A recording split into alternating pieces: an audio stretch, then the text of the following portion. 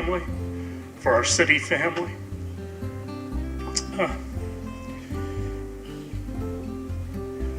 I'm sorry. He was a man that led with integrity, was a tremendous leader that mentored so many people, and they are better because they knew Bill. And as I've said many times this week, and his fingerprints are all over this city and will remain so for decades to come. And we can honor him today by continuing to carry on the business of the people of Clearwater in a way that is representative of the way he would do it. Loretta is obviously in shock right now, Bill's wife, and I would ask everyone to give her some space until the appropriate time.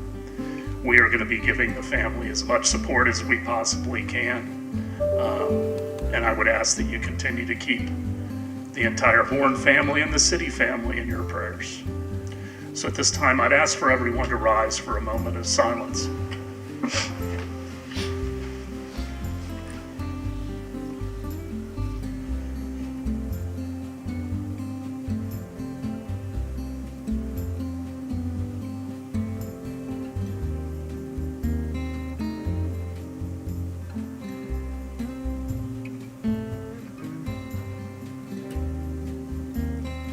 Thank you. You may be seated.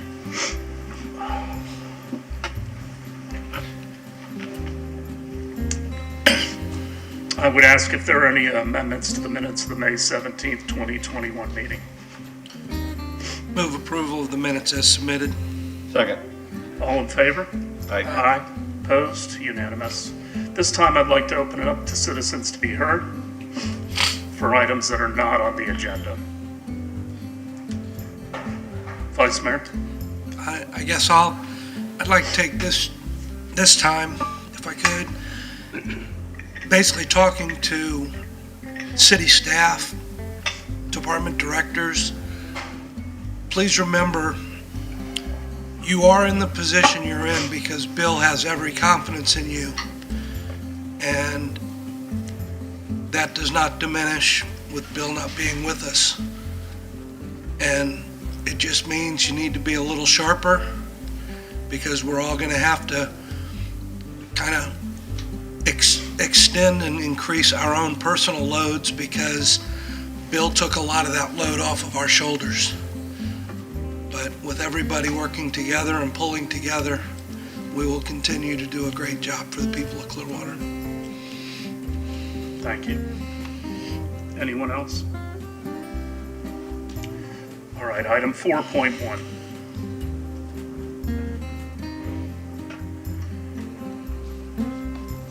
Is our annual financial report. Good morning. Yes, Amanda Thompson, CRA Director.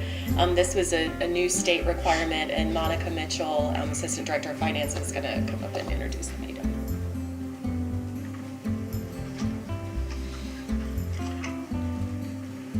Good morning. Monica Mitchell, Assistant Finance Director. This item is for the presentation of the annual audit for the Community Redevelopment Agency for the fiscal year ended September 30th, 2020. This is a new requirement of Chapter 163 Florida statutes that CRAs must provide separately audited standalone financial statements effective with the fiscal year beginning October 1st, 2019. I don't want anybody to think that the CRA has never been audited before. The CRA funds have been included in the city's audit forever because the city council sits as the CRA board of trustees, so we include them in our city audit. Also, we audit all of our funds individually instead of in the aggregate, which we are permitted to do with the smaller funds. But that still didn't meet the letter of the new law. So now we have our first audited financial report for the Community Redevelopment Agency. And John Brielmeyer, Senior Manager with Carr Riggs and Ingram, is here to present the audit to you.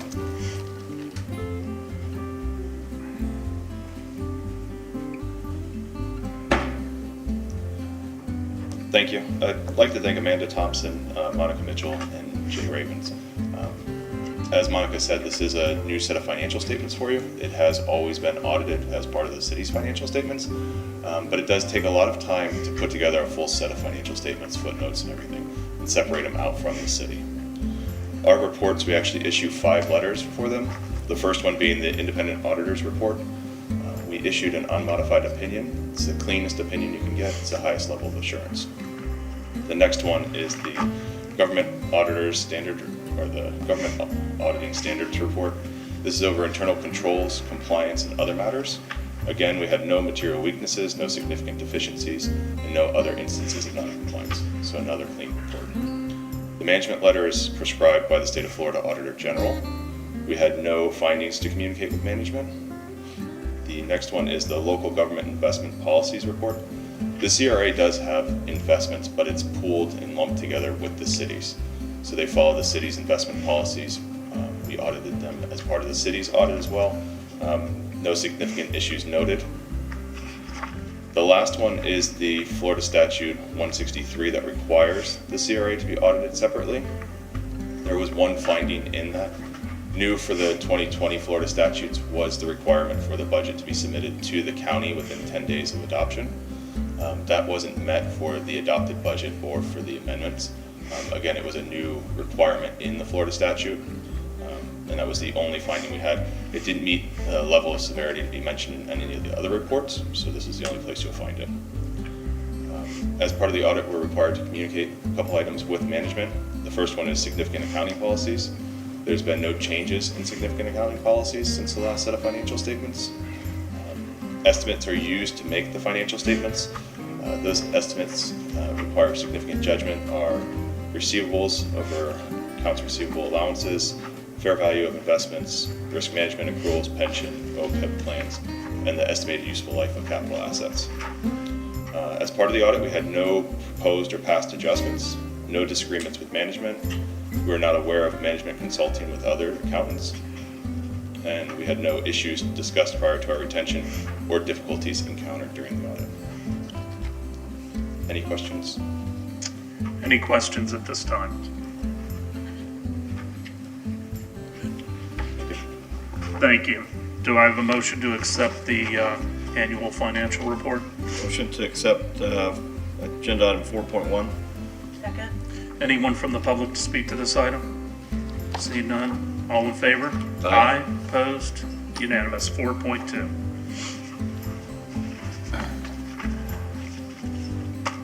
Approve an interlocal agreement between the Clearwater Community Redevelopment Agency and the City of Clearwater to provide CRA funding in fiscal year 2021-2022, the amount of $252,549.84 to underwrite the cost of additional community policing services by the Clearwater Police Department in the Downtown Gateway District, Prospect Lake District, and the Downtown Core District, encompassed by the CRA to address quality of life issues, drug dealing, prostitution, and homelessness, and authorize the appropriate officials to execute same. This is the interlocal agreement in short between the police department and the CRA to provide additional community policing. Community policing is where the police officers get out of their car and actually walk around or bicycle around and really get to know the residents and the business owners in order to increase safety. And this is the first time that I've asked Chief Slaughter to give a more full presentation on the statistics because crime has gone down, not to steal his thunder, but we provide funding under state statute to help enhance police services, and Chief Slaughter is going to go into more detail on that. Thank you, Ms. Thompson. Chief? Dan Slaughter, Chief of Police. I'd like to just go through a real quick presentation before we talk about the renewal agreement, if we could. With the Clearwater Police Department partnership between the CRA and the police department, we have had a relationship since about 2008. And since then, we've had the CRA has funded 2 police officers that have been assigned to do enhanced community policing services, focusing on the CRA redevelopment areas. The annual agreement, it does have goals and specific outcome measures that we are responsible to provide, and I wanted to kind of review those relatively quickly. Of course, the focus of ours is to address the illegal narcotics and prostitution. Of the outcome measures that are required, we are required to do 6 operations that identify people dealing in narcotics. The police department year to date so far has done a total of 18 operations. We are required to make sure we file criminal charges wherever probable cause can be established. Since this year to date, this fiscal year to date, we've completed 144 drug-related reports, and all of those have been either referred to the State Attorney's Office for prosecution, whether it's by arrest or through presentation of the evidence. The additional outcome measure, and this one is kind of a historical one where we address any retail establishment that's selling narcotics. This is kind of a remnant of the spice era when we had some spice being sold. So we have not had any retail establishments involved. However, we have written 94 reports identifying other non-retail locations that have drug activity. Trying to address prostitution, we are required to provide at least 6 prostitution operations. We've done a total of 7, which have resulted in 14 arrests. We are obligated to participate in the the city's homeless committee and the city's homeless outreach programs. In addition to the outreach that the officers do in collaborations with the service providers and regular day-to-day contact with the homeless, we try to address the quality of life issues with regard to ordinance violations or law violations that tend to be involved with homeless activity. Of that, Clearwater Police Department's made 29 ordinance arrests. We've done 61 ordinance notice to appears, which is essentially an arrest where you release them with a court date, 16 ordinance warnings, 29 ordinance violations where we actually just referred them to safe harbor as opposed to issuing the arrest. 448 criminal arrests made. Mostly those are going to be your trespass or your drug-related arrests associated with some of the dependency issues in the homeless community. We've done 29 criminal notice to appears for misdemeanor violations, and then just done 45 direct referrals to safe harbor for persons that are experience homelessness. We're required to address 100% of the trespass violations that we become involved in. Generally, these start with a warning and elevate to an arrest, so we've done 208 trespass warnings that eventually we've done escalated into 30 arrests for trespassing.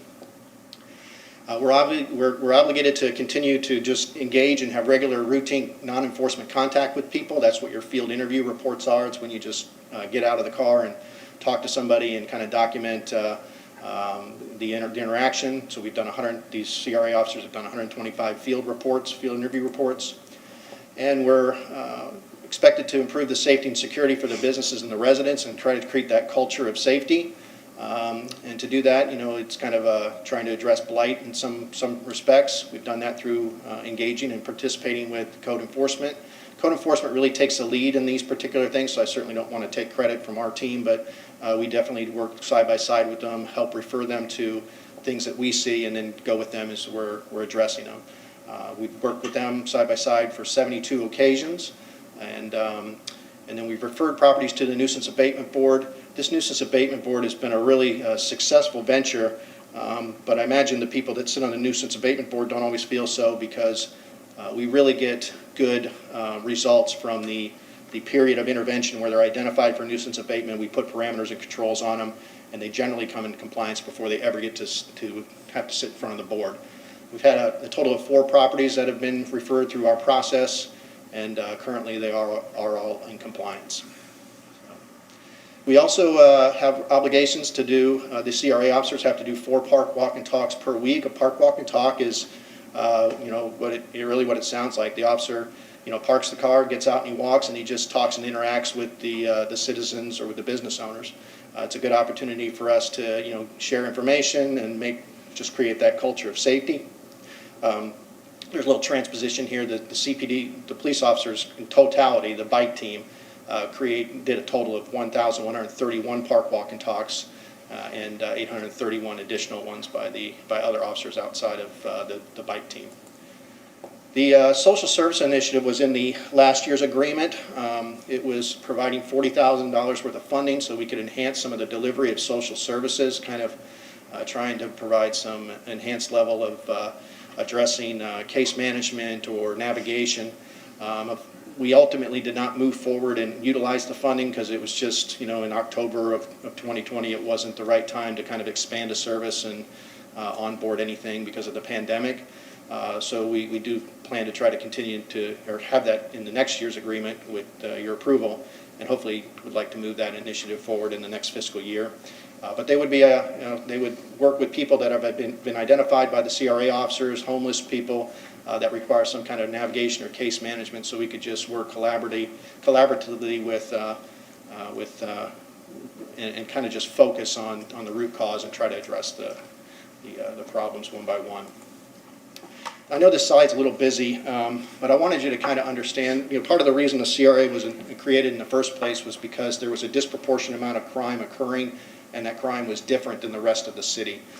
Zone 4 is essentially your downtown corridor, your Missouri to the Bayfront from Drew to Court. If you look at this slide, you can see that the drug and narcotics violations are a little higher than in the rest when compared to the rest of the city.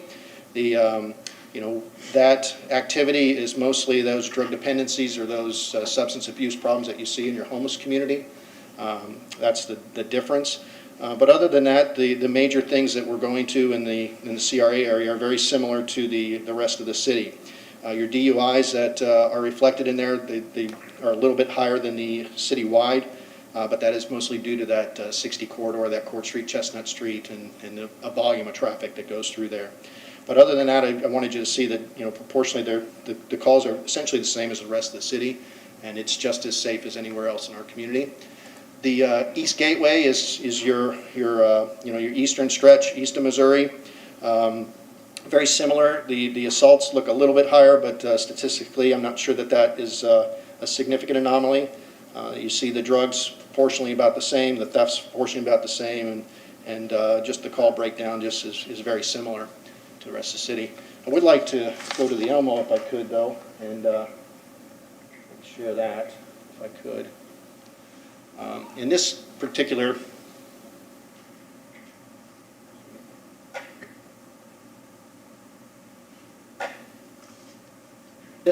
chart, there's a couple crime categories that we focus on with the CRA and track year to year. I highlighted a couple for the benefit of the presentation.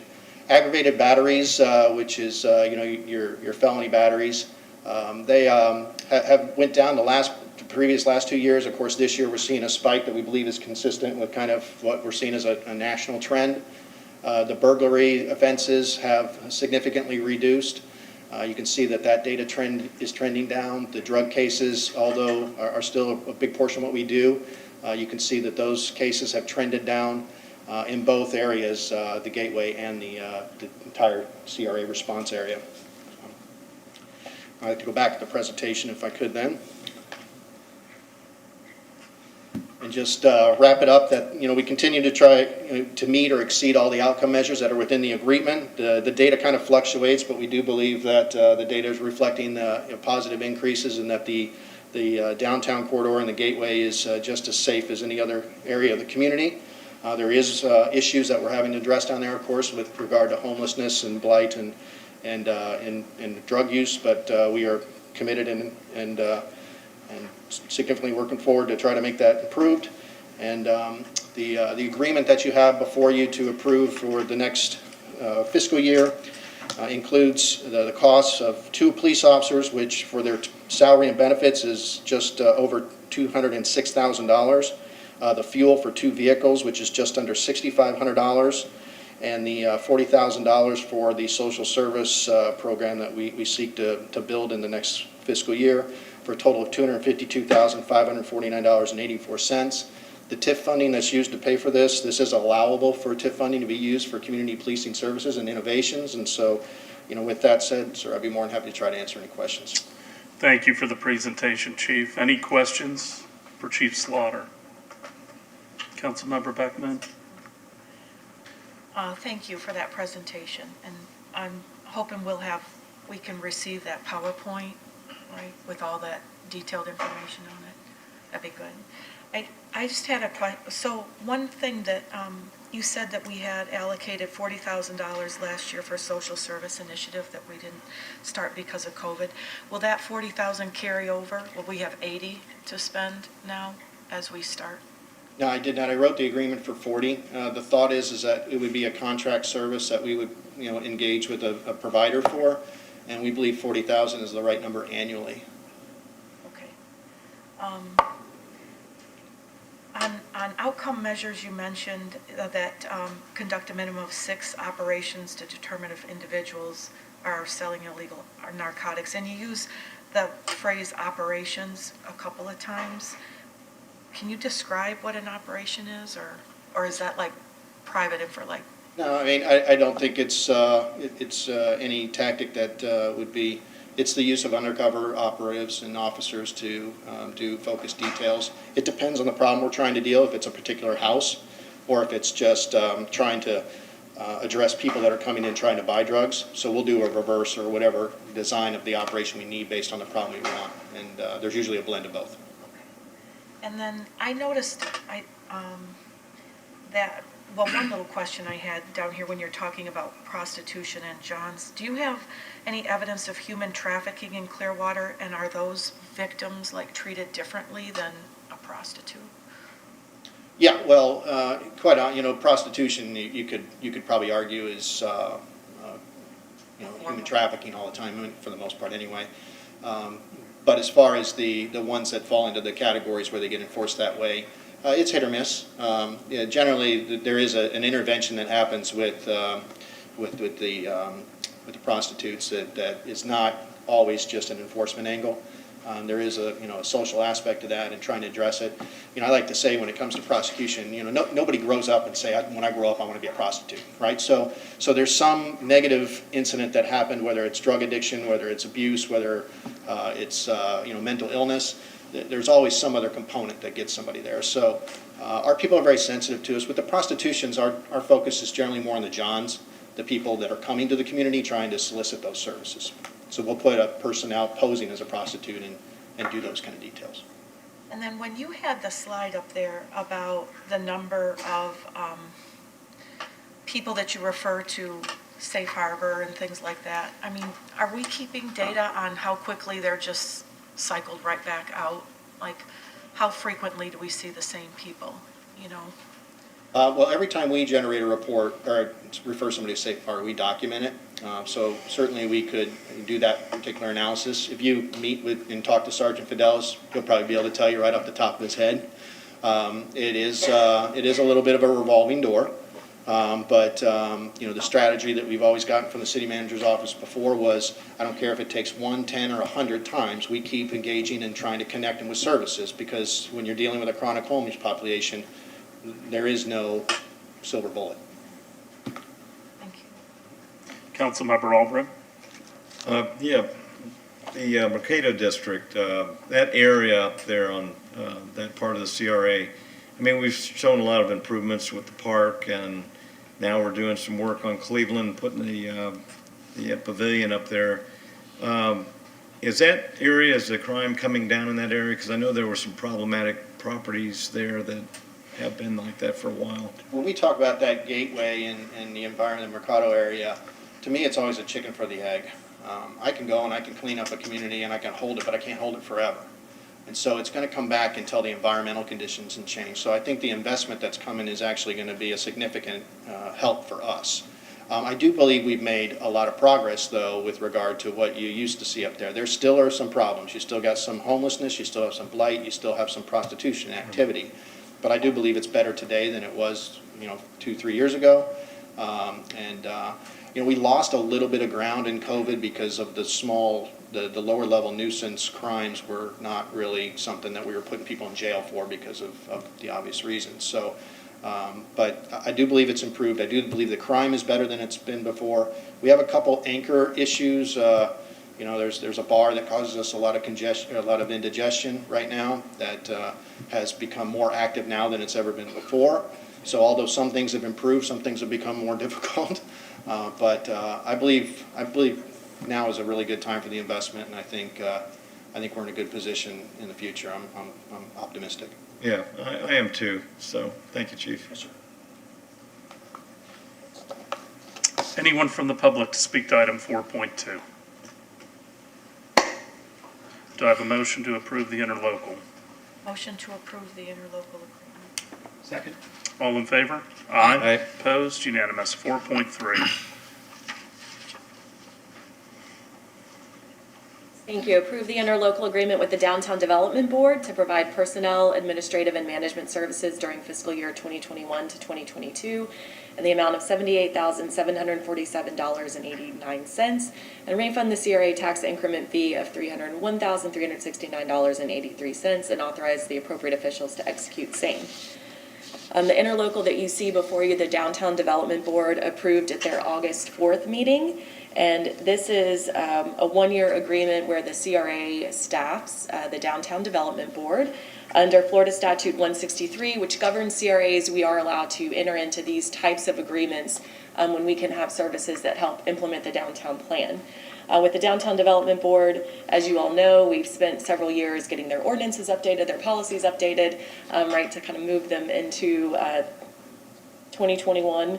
And we really rely on them for funding special events, smaller business grants, things that aren't directly aligned with the CRA strategy for us to do directly.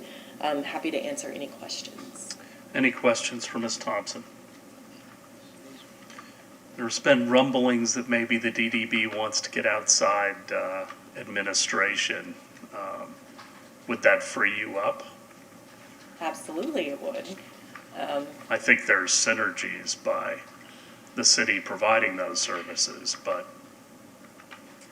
Yeah, there's no perfect solution, as you know, in the decisions you make every day, right? But I think the pro right now, as we outline in the report, is that there's some efficiency. Clearly, we have the infrastructure, right, to meet sunshine law, public meetings, some purchasing efficiencies when it comes to marketing, grants administration, right? The CRA can provide that efficiency.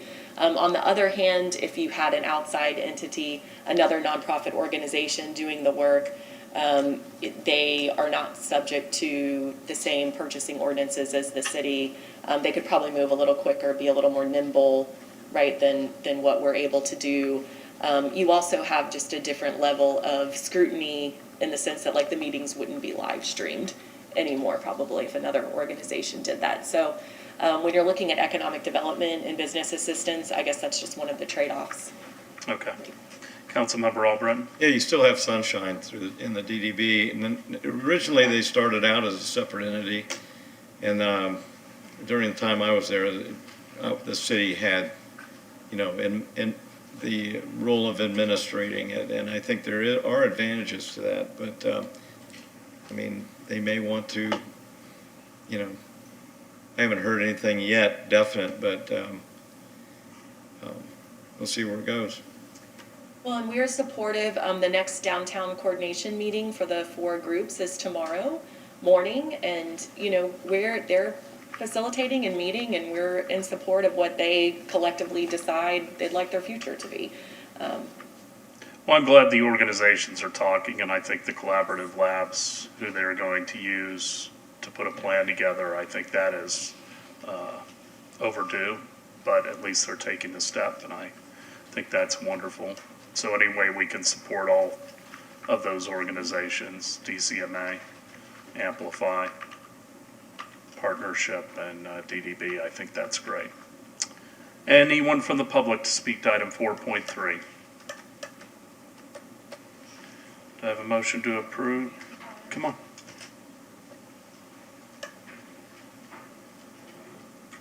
Hi. There's been a lot of confusion regarding this DDB contract over the years, and basically I just want to reiterate what my understanding is and what I'd like to see come out of this. Okay, first off, the DDB is a separate entity from the CRA, all right? The DDB gets its funding from taxing its members. The CRA gets its funding from TIF funds, which is monies generated from the increase of property values and taxing that. Totally different funding ways. The DDB's purpose is to promote the businesses of its members downtown. The CRA's purpose is to eliminate blight in a designated area. Basically, it's from Drew to Court to Highland to the water. The DDB just happens to be in that area. There are 2 separate entities with 2 separate fundings and separate purposes, but they share common interests. And the CRA can promote an area that has been developed, okay? And that's basically what this agreement does. You guys give funds to the DDB. The DDB doesn't pay the CRA anything. It's not a pass-through, it's not a return, it's a payment to promote the downtown area, to have parties and functions and stuff like that. That's all fine. But this is not a pass-through, it is a payment. And the CRA pays the DDB to promote the businesses, blah, blah, blah. All right, so now we've got Cleveland and everything getting developed up through here. So I'd like to have the same setup for the Gateway area. Can you guys create like a committee for like, so the monies in the Gateway area stay in the Gateway area? Something like that, because I mean, now we're gonna have all this promotion. We need our businesses and all that promoted up there, but everything keeps going to the downtown. Maybe we can share some, get some cross stuff, because right now, everything that's generated, this is where I get all frustrated, because everything generated up in that end basically gets thrown back down to the 400, 600 blocks with grants and stuff like that, which is, I mean, perfectly legal, but we need more stuff up there. So that's basically what I have to say. All right. Thank you, Ms. Flaherty. Thank you. Anyone else? Do I have a motion? Move to approve the interlocal agreement with the DDB. Second. All in favor? Aye. Opposed? Unanimous. 4.4. You approve an agreement for the sale and development of the property located at 1250 Cleveland Street and adjacent properties to Archway Partners LLC for the purposes identified in request for proposals and qualifications 43-21 and authorize the appropriate officials to execute the same. So please forgive me, I am going to read a little because my memory is not great today. So this is, so to back up, part of the downtown redevelopment plan is to take city and CRA-owned properties and redevelop them for mixed use and for housing. There is a special emphasis on affordable housing, similar with our CRA adopted strategy. And our goal was to get at least 3 properties out to RFP and going. And we have exceeded that goal. Currently, we have 3 properties that are in negotiations, this one that's before you, the workforce housing in South Washington, and the mixed-use development at 115 South MLK. And as I say that right now, I'm very happy to say that now we have no more properties that are out for sale. So this is a big deal. Since I joined in 2018, we have properties that sat for decades. So it's exciting that the market has turned, that our promotions have worked, and we've been able to build those relationships to attract high-quality development proposals. So for this one in particular, we had received our 2 letters of interest on this site over the past year. And the process that's adopted in the CRA rules is that I bring to you, here's what we're thinking about for these properties, and we'd like to solicit letters of interest, which you approved as a PowerPoint slide deck that was on our website that said, for example, on this property, we would like to see apartments and we'd like to see the community garden preserved or expanded. So we received 2 letters of interest. The first one, which was really right before the height of the pandemic, was looking at combining the adjoining Frontier property and this site, looking at some residential, looking at more of a farm type operation, and those negotiations fell apart. They were not able to acquire the site. And then earlier this year, we received an LOI from Archway Partners to do a 4% tax credit apartment project on this site. So seeing that idea and how closely it aligned with our call for letters of interest, we moved forward with issuing the RFP. We ended up receiving 5 responses, which is the most we have ever received for a solicitation. And all were very good. I can't say that there was one of them that we were, not excited about. 3 were for affordable housing projects and 2 were for market rate projects.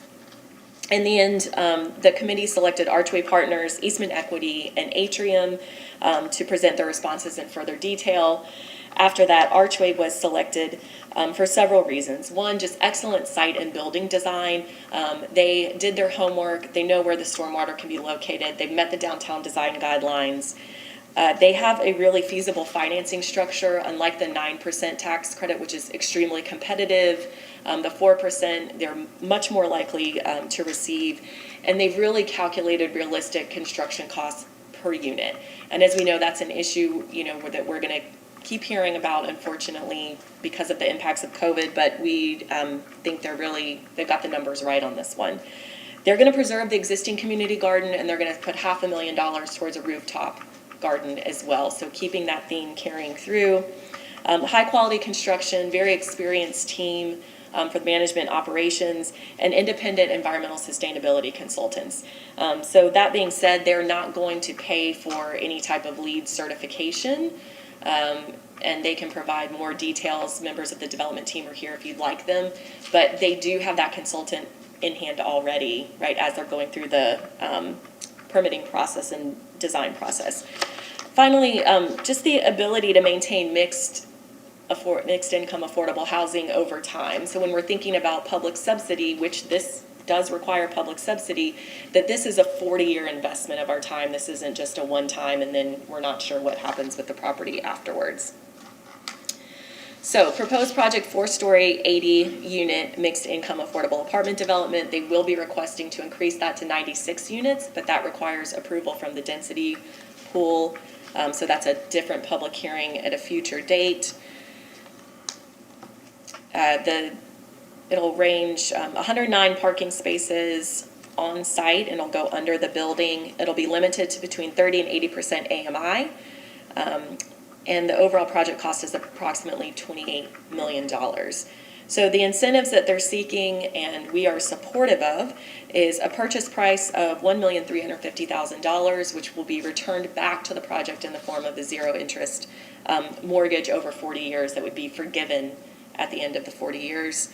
That we will support their request for additional housing units from the Community Development Board.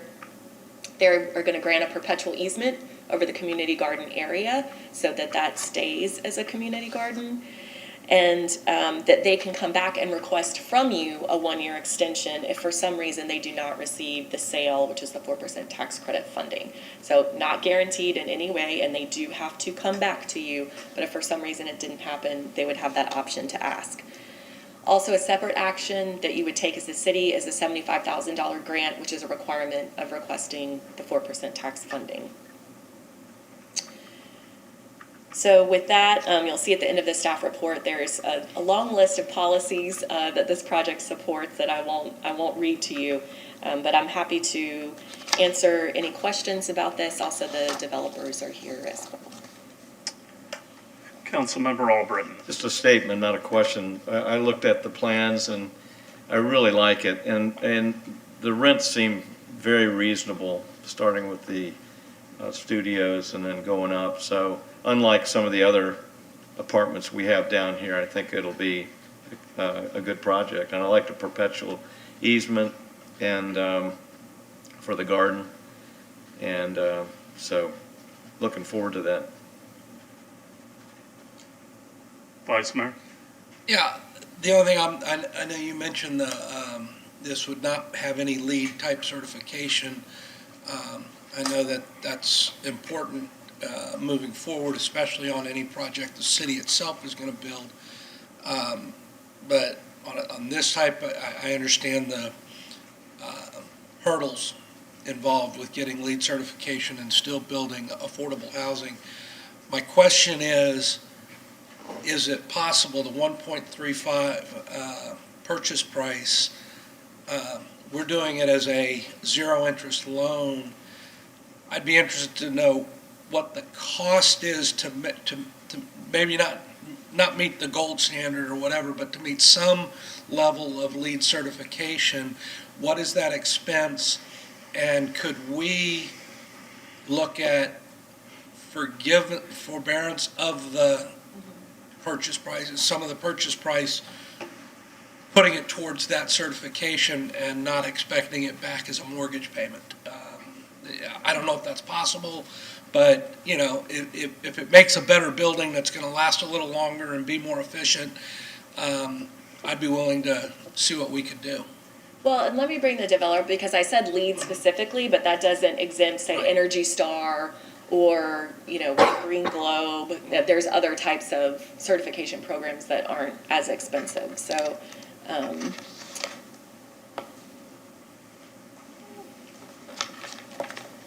Good morning, gentlemen. If you could just identify yourself for the record. I'm Dave Hayslip with Archway Partners, and with me is Paul Noodleman.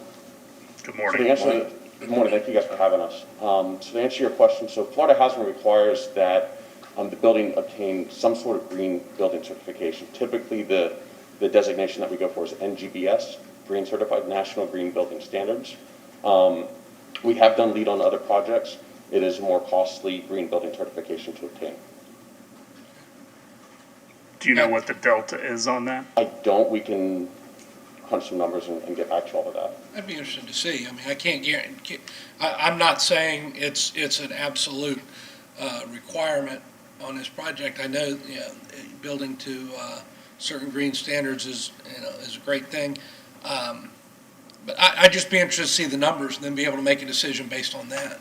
So that'd be great. Councilmember Beckman? Well, thank you, Hoyt, for that question. That was wonderful. I too like this, your development proposal, and I love that it's at 30 to 80% AMI. I think that I'm super proud that we're working to, this falls in line with our Pinellas County Housing Compact that we just signed on to. I would ask you, well, first, one of my questions was, what does green building certification mean? But I think you've got that. But I wanted to know, in the PowerPoint that I saw attached, I didn't see any of your solar depicted or any indication of EV chargers built. So what can you tell me about those things? Because and I'm not a builder, but I would advocate that solar panels are treated just like appliances, just like refrigerators, air conditioners, whatever. And so I would hope that, and I saw your rooftop garden, that looks phenomenal. Thank you. But is there some space on, I don't think the whole thing is going to be a garden. So I would hope that there would be some space for some solar panels. So I just wanted to know about that, as well as EV charging stations for people of lower income, as we have all these car manufacturers signing on for exclusively EV production in the future. I think that lower income people need to be able to take advantage of what the future holds. If this building's going to be here 40, 50, 60 years, that's what they're going to be needing. We haven't included solar panels or EV charging stations in any of our projects in the past. We can look into providing those to the residences. With respect to what's on the rooftop, we are proposing a rooftop community garden, as you mentioned. The remainder of the roof will be used to house the HVAC equipment, which will be up on the roof as well. If there's some additional space left over, we're happy to look into incorporating solar panels into the project.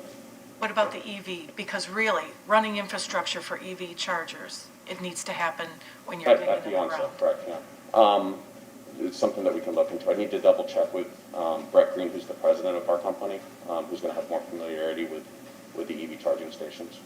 Okay. And then I had another a little concern about,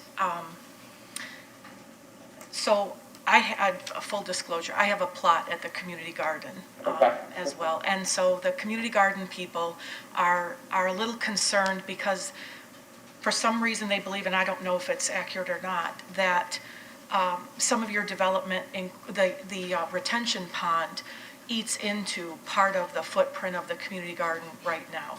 Mm-hmm. And so they're wondering if that retention pond can be shrunk a little bit and we can maintain the existing footprint of the community garden.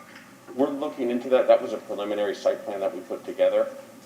As we engage our civil engineers and we understand the actual retention and stormwater pond needs, we'll determine the appropriate size for it. One of the solutions that we're looking into is potentially a vaulting system where a portion of the stormwater is kept underground. Okay.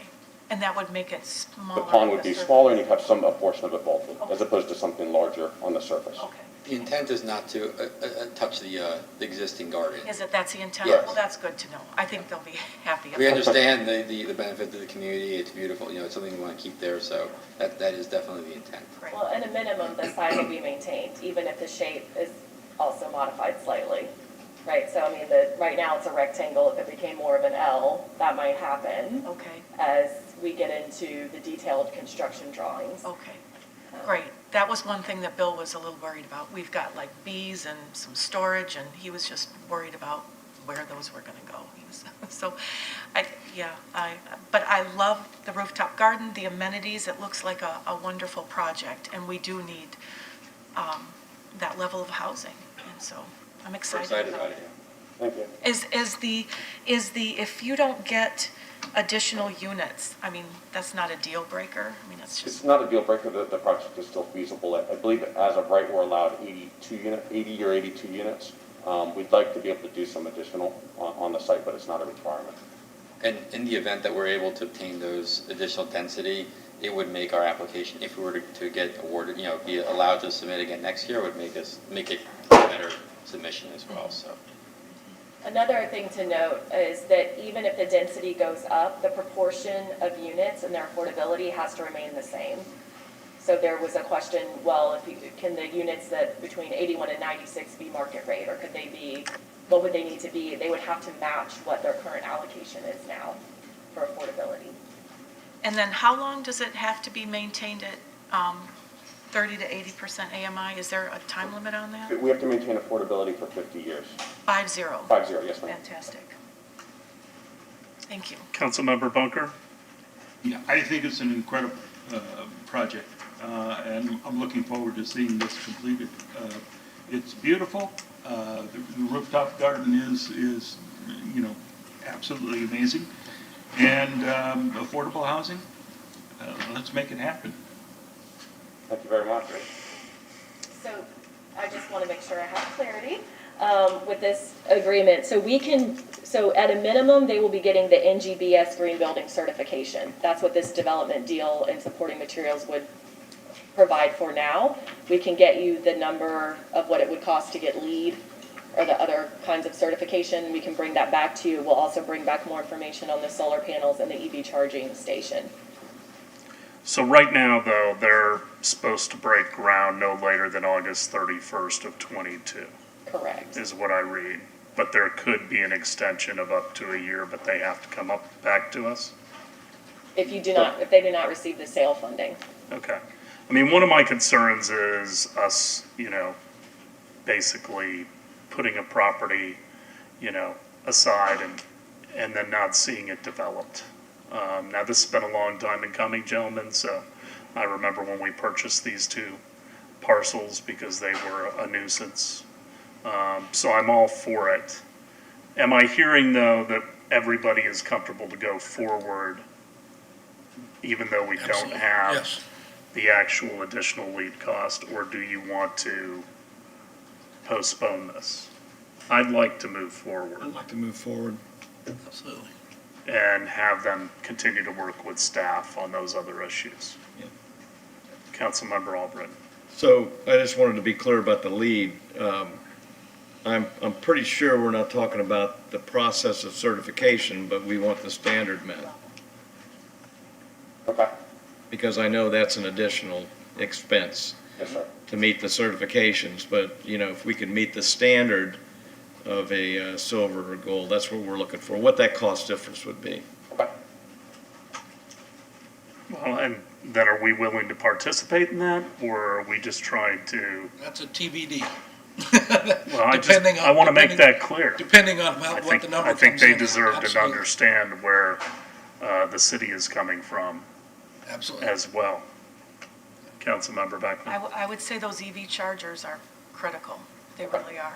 They're part of Greenprint. We need to expand that. And I think for equity, for people of lower income, to run all the conduit, all the necessary stuff when it's lowest cost, not to come back in 10 years when they're asking for something like that. And then, well, we have to do an assessment. We can't afford it. Let's just do it now. This is what the future is. Everybody is going to deserve this, especially in apartments. Ms. Call, I think you have a comment. Yes, a comment was submitted by Howard Forshower. From my recent research, it looks to me that you have selected a substantial Florida developer who is very knowledgeable about the type of urban residential development that is needed in the Gateway. They have successfully developed in similar neighborhoods and have put together a design that incorporates a community garden and adds a retention pond next to the garden, which should prove to be an enhancement. It is great that a high-caliber developer was attracted to this site and speak well for future enhancements in the Gateway. Please vote to support staff's choice. Thanks, Howard. Anyone else from the public to speak to this item? Do I have a motion? Motion to approve agenda item 4.4. Second. All in favor? Aye. Opposed? Unanimous. Ms. Thompson, anything in your director's report? Just two things, just heads up that budget adoption will be at the next meeting. And I also just wanted to take a moment to say that City Manager Horn was a huge supporter of downtown, and a huge support for me. And I just appreciated his leadership and care that he took with the staff. And as you all know, downtown's difficult, right? And we've been working on it for a long time. And he was just an amazing support and amazing champion for downtown. So just appreciate that. And none of this would have been happening without him. Well, we want to welcome you back and congratulate you on your second baby. Good to have you back in the I seat. say, adding residents to downtown in every way. All right. Anything else from the CRA trustees? All right, we'll adjourn the CRA and we'll take a 7-minute recess before starting the pension trustees.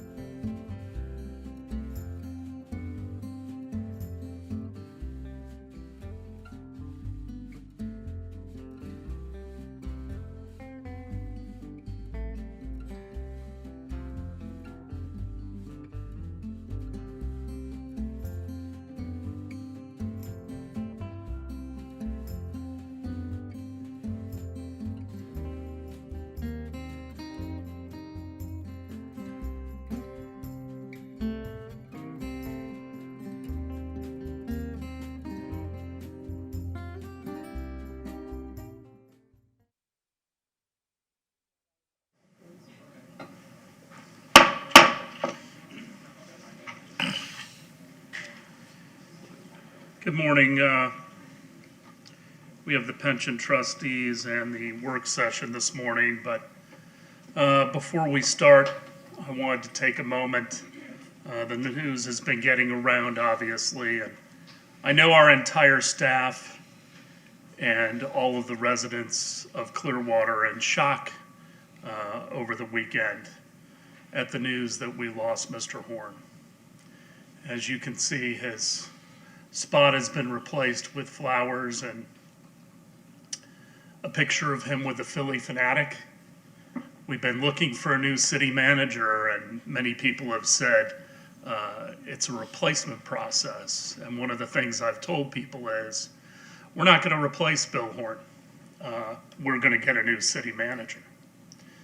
He can't be replaced. I just planned on him being around a long time. And, you know, over the next 3 weeks, we were going to be celebrating his career and his retirement and being able to do all the things that he had planned to do with Loretta and the rest of his family.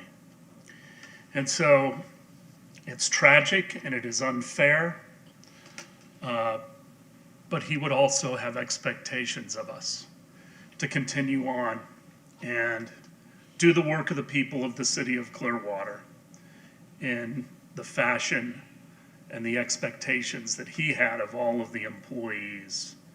I want to thank all of you for the outpouring and our citizens. It has been overwhelming.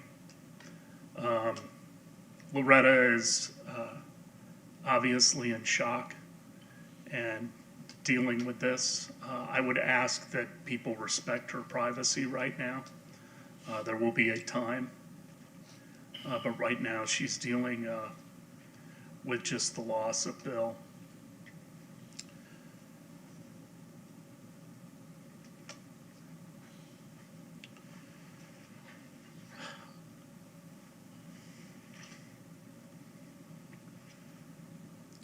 I just want people to know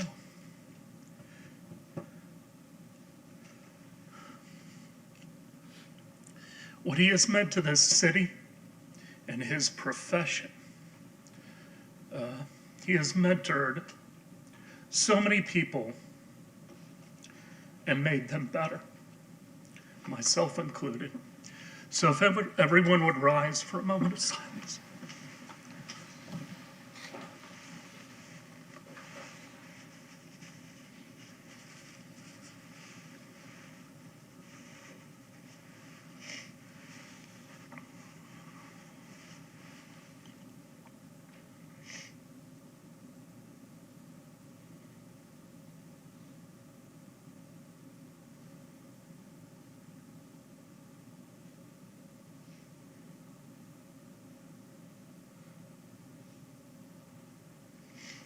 Thank you all.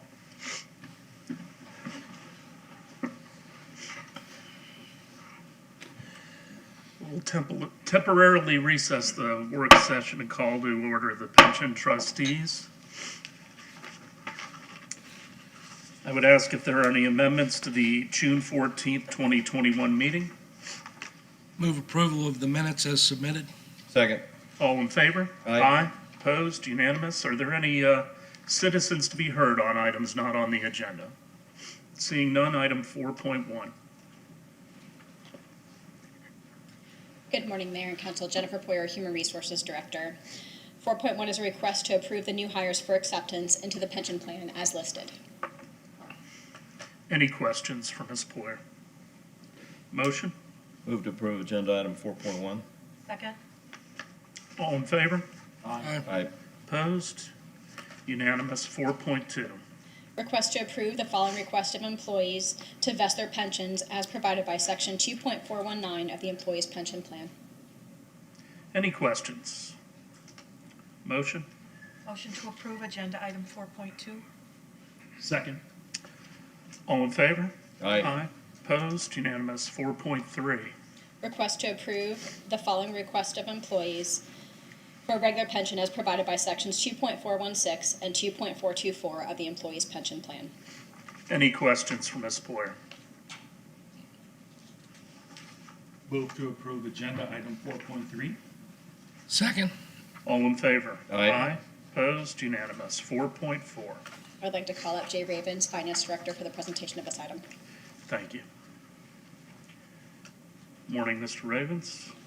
Good morning trustees, Jay Ravens, Finance Director.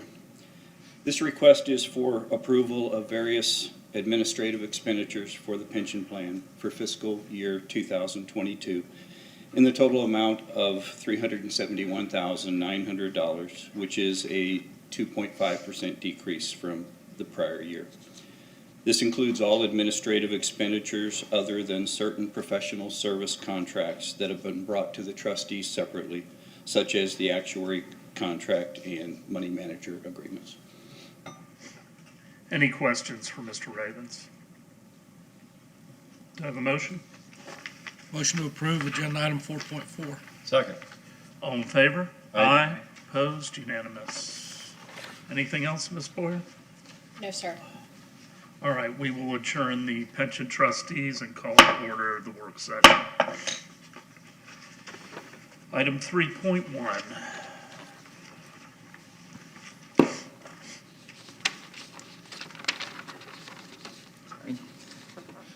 Amend Clearwater Code of Ordinances, Sections 2.226 and through 2.229, addressing statutorily mandated changes in Section 420.9076 Florida Statutes 2020, which sets forth the requirements for establishing a local affordable housing advisory committee, and pass ordinance 9438-21 on first reading. Mr. Lane. Thank you. Chuck Lane, Economic Development and Housing Department. This ordinance addresses state statutory changes that were made last year relating to a local government's responsibility to assemble an affordable housing advisory committee. The AHAC's responsibility is to evaluate the city code, policies, ordinances, and anything else that might affect cost or efficiency in building affordable housing. There were two major changes made last year. One is frequency. We were required to take the AHAC through its process every 3 years. We're now required to do this annually. The second is that council is required to appoint a member of council to serve on the committee. As you know, Councilmember Beckman served last year, but this appointment needs to be made annually. I'll be presenting an item at the next council meeting asking council to appoint a council member along with the remainder of the committee. This item is to make sure we have an ordinance on file that is consistent with the updated state statute. Questions, please. Any questions for Mr. Lane? Councilmember Beckman. Hi, Chuck. I have a question on, let's see if it's on the, it's on the ordinance. It's, okay. Guess I just wrote it on here. Who represents our essential services personnel? Like, how is that defined? That's represented by the CEO of the Clearwater Housing Authority, Jacqueline Rivera. Okay. And then why did the wording change for E on page 5? I wonder if it has to do with like accessory dwelling units.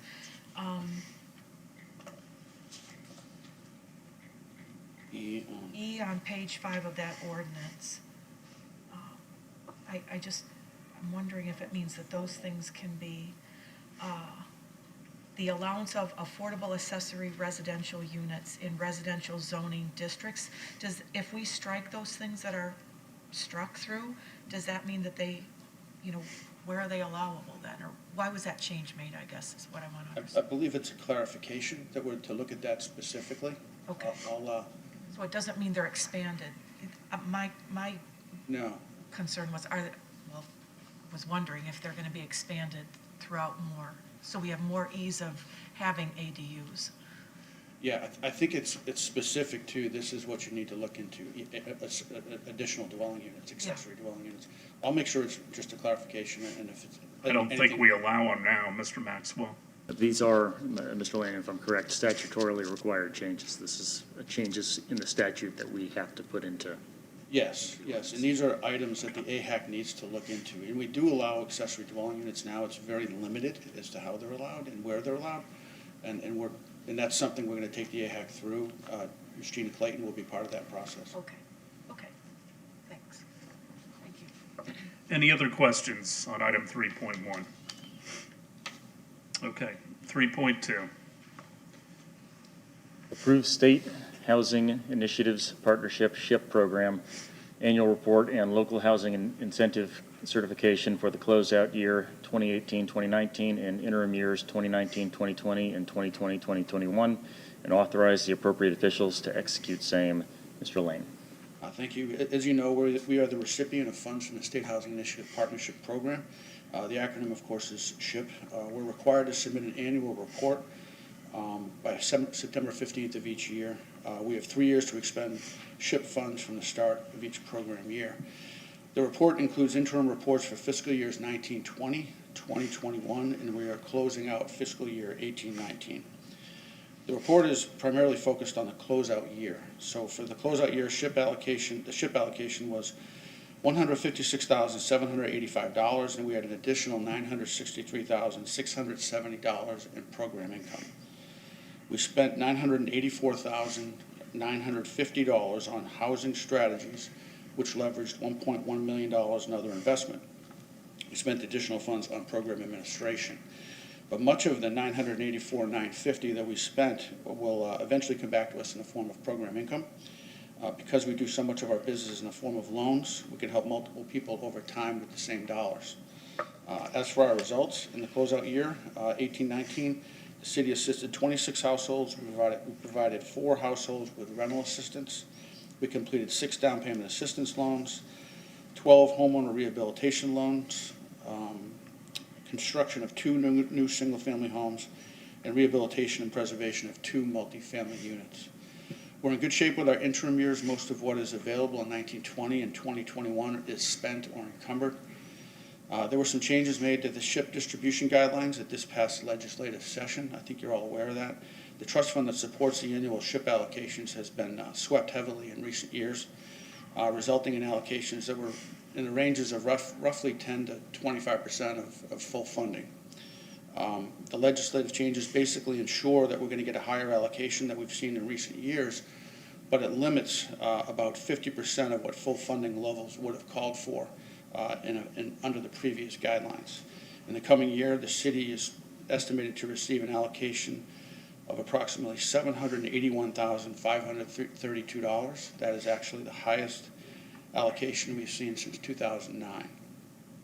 So following council approval, we will submit the report to the state. I'll take questions, please. Questions for Mr. Lang? Chuck, when you look at the graph on page 3 of 13, it shows how many units of extremely low and very low versus low. Is the extremely low and very low areas just difficult? Is there a sweet spot? Is the low category the easier area to make a difference? Or It's easier area to make a difference, but it's probably the harder area to secure. It's difficult. The state has set-asides that they require, and that is and this is why they keep the books. We keep 3 years open in SHIP because we can transfer projects from one year to another because it's difficult to meet these set-asides. The set-asides, we're required to use 65% of the funds for home ownership, 75% for construction, which includes rehabilitation, 30% for very low-income households, 30% for low-income. Now, very low is 50% AMI and below. Low income is 80% and below. We need 30% for there, and 20% of the funds need to be used for households with special needs. So it's difficult to meet all of these. It's very strict, so we transfer expenses from one year to another, and that's how we're able to manage it. Okay. Keep up with it. Any other questions? Consent? Yes. Yep. 4.1. Thank you, Mr. Lang. Thank you. Approve to reissue a contract for employee benefit broker and consulting services from the Gehring Group for the period of January 1, 2022 through December 31, 2027 in the amount of $1,389,000 for services to cover the next 5 calendar years and authorize the appropriate officials to execute same. Mr. Rocher. Good morning, Mayor and council members. Again, my name is Tony Rozier, Assistant Director for Human Resources. I come before you today to request approval to reissue the contract for employee benefits broker and consulting services. to be awarded to Gearing Group. Staff issued an RFP on April 29th and received 5 proposals. Each member of our selection committee, which comprised of 2 HR, the city auditor, city legal counsel, and the finance director, we individually sequestered to review and score the proposals. And on May 12th, the committee met and selected Gearing Group. Gearing Group not only had the most comprehensive and straightforward proposal, the pricing structure was also the lowest and least complicated. It is also worth noting that Gearing provided a very detailed illustration of how they would support our employee health center when all the other proposals failed to include that. And it's also noting that they provided quite a bit of additional services built in that the others were going to charge us a la carte. The contract amount is $1.38 million to cover the span of 5 years. The first year 1 through 3 is $275,000, and then year 4 and 5 is $282,000. And finance has verified that the current year funding is available in contractual services from the Central Insurance Fund, and funding in future years will be included in the annual budget request. And we do have Gearing here for any questions if you have any. Any questions? Councilmember Beckman. I had a question about why the contract goes up in years 4 and 5. I was thinking, is it because of inflation or because we think we'll have more employees in years 4 and 5? Why was that differential in years 4 and 5? If I could refer to.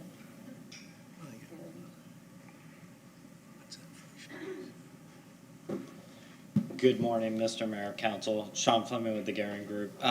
It's merely cost of living inflationary increase, so we agreed to hold that for the first 3. But regardless of what happens with enrollment, that price won't change.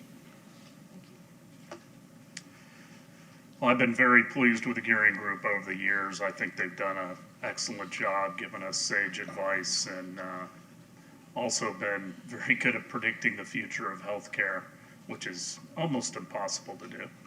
So I definitely support us continuing with them, and they know us.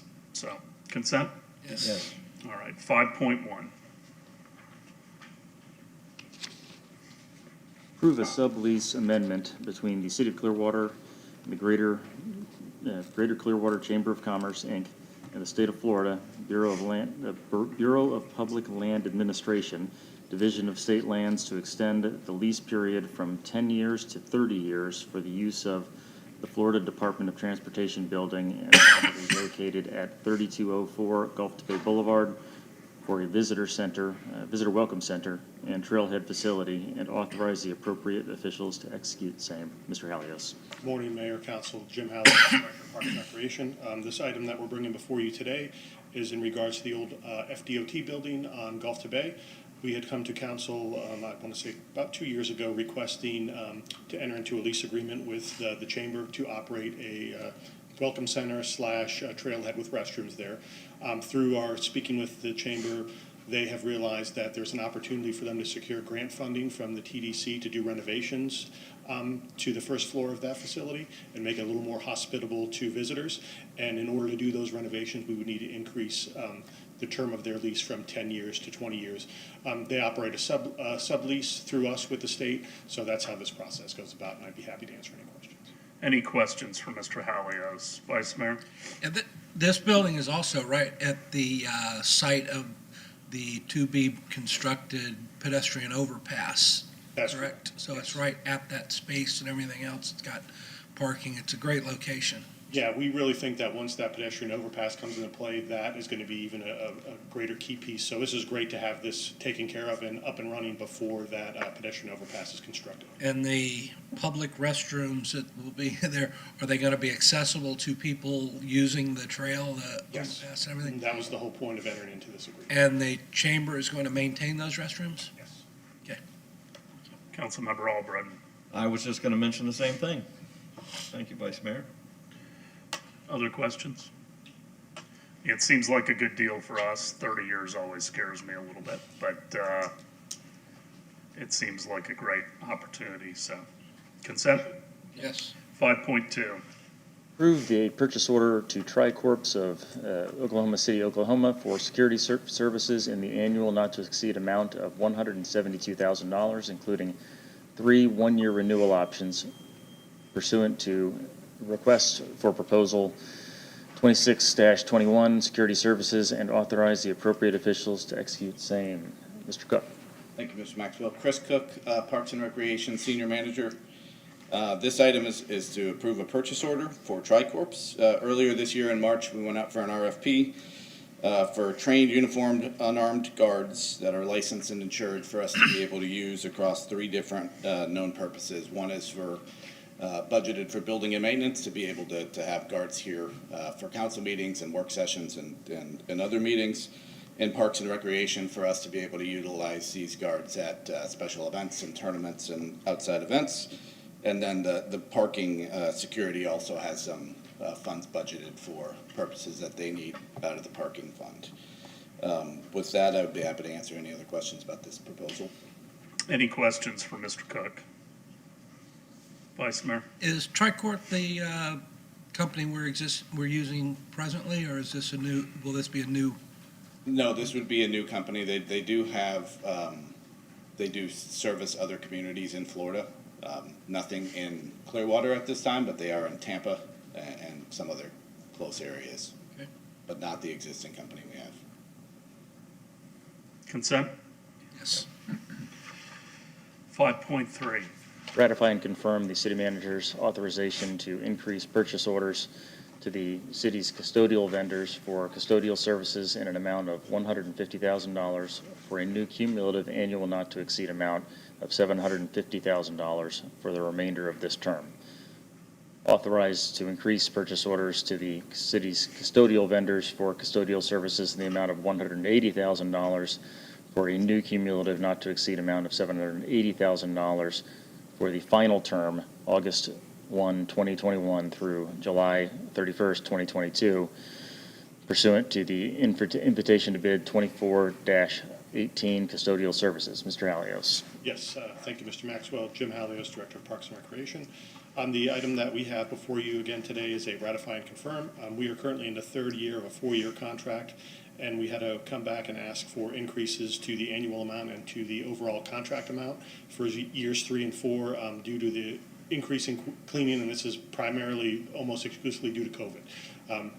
Once we opened back up, it was noted that we just didn't have the sufficient staff to meet these new standards of cleaning that needed to be done. So we did enhancements by utilizing our contract vendor that we have. So that subsequent is why you see this increase. Questions for Mr. Halios? Consent? Yes. 5.4. Authorize purchase orders to Aqua Triangle 1 Corp. DBA, Triangle Pool Service of Largo, Florida, Harcos Chemicals, Inc. of Tampa, Florida, and Leslie's Pool Mart, Inc., DBA, Leslie's Swimming Pool Supplies of Phoenix, Arizona, to provide swimming pool chemicals for a cumulative annual not to exceed amount of $150,000 for the term of October 1st, 2021 through September 30th, 2022, with 2 one-year renewal options at the city's discretion pursuant to invitation to bid number 36-21 swimming pool chemicals, and authorize the appropriate officials to execute same. as Clayton. Good morning, Sandy Clayton, Recreation Division Manager. The item you have before you is a recommendation from the Parks and Recreation Department and the Purchasing Department on awarding an annual contract to purchase pool chemicals to 3 companies based on their lowest bid per chemical. These chemicals are necessary to sanitize our swimming pools and the Crest Lake splash pad. With that, I'll answer any questions. Any questions? Did they bring these to us, or do we go and get them? I believe they bring most of them to us. Most of it's like the liquid chlorine is brought, but if we need to go get a gallon of chlorine or something, we can go to Leslie's based on that. Most of them are brought to us, yes. And it wouldn't be None of them could do it cheaper by doing all of it? Based on what they turned in, they were able to bid on each one, Uh-huh. and it just happened that some had lower than the others, so they based it on the Okay. lowest bid. Consent?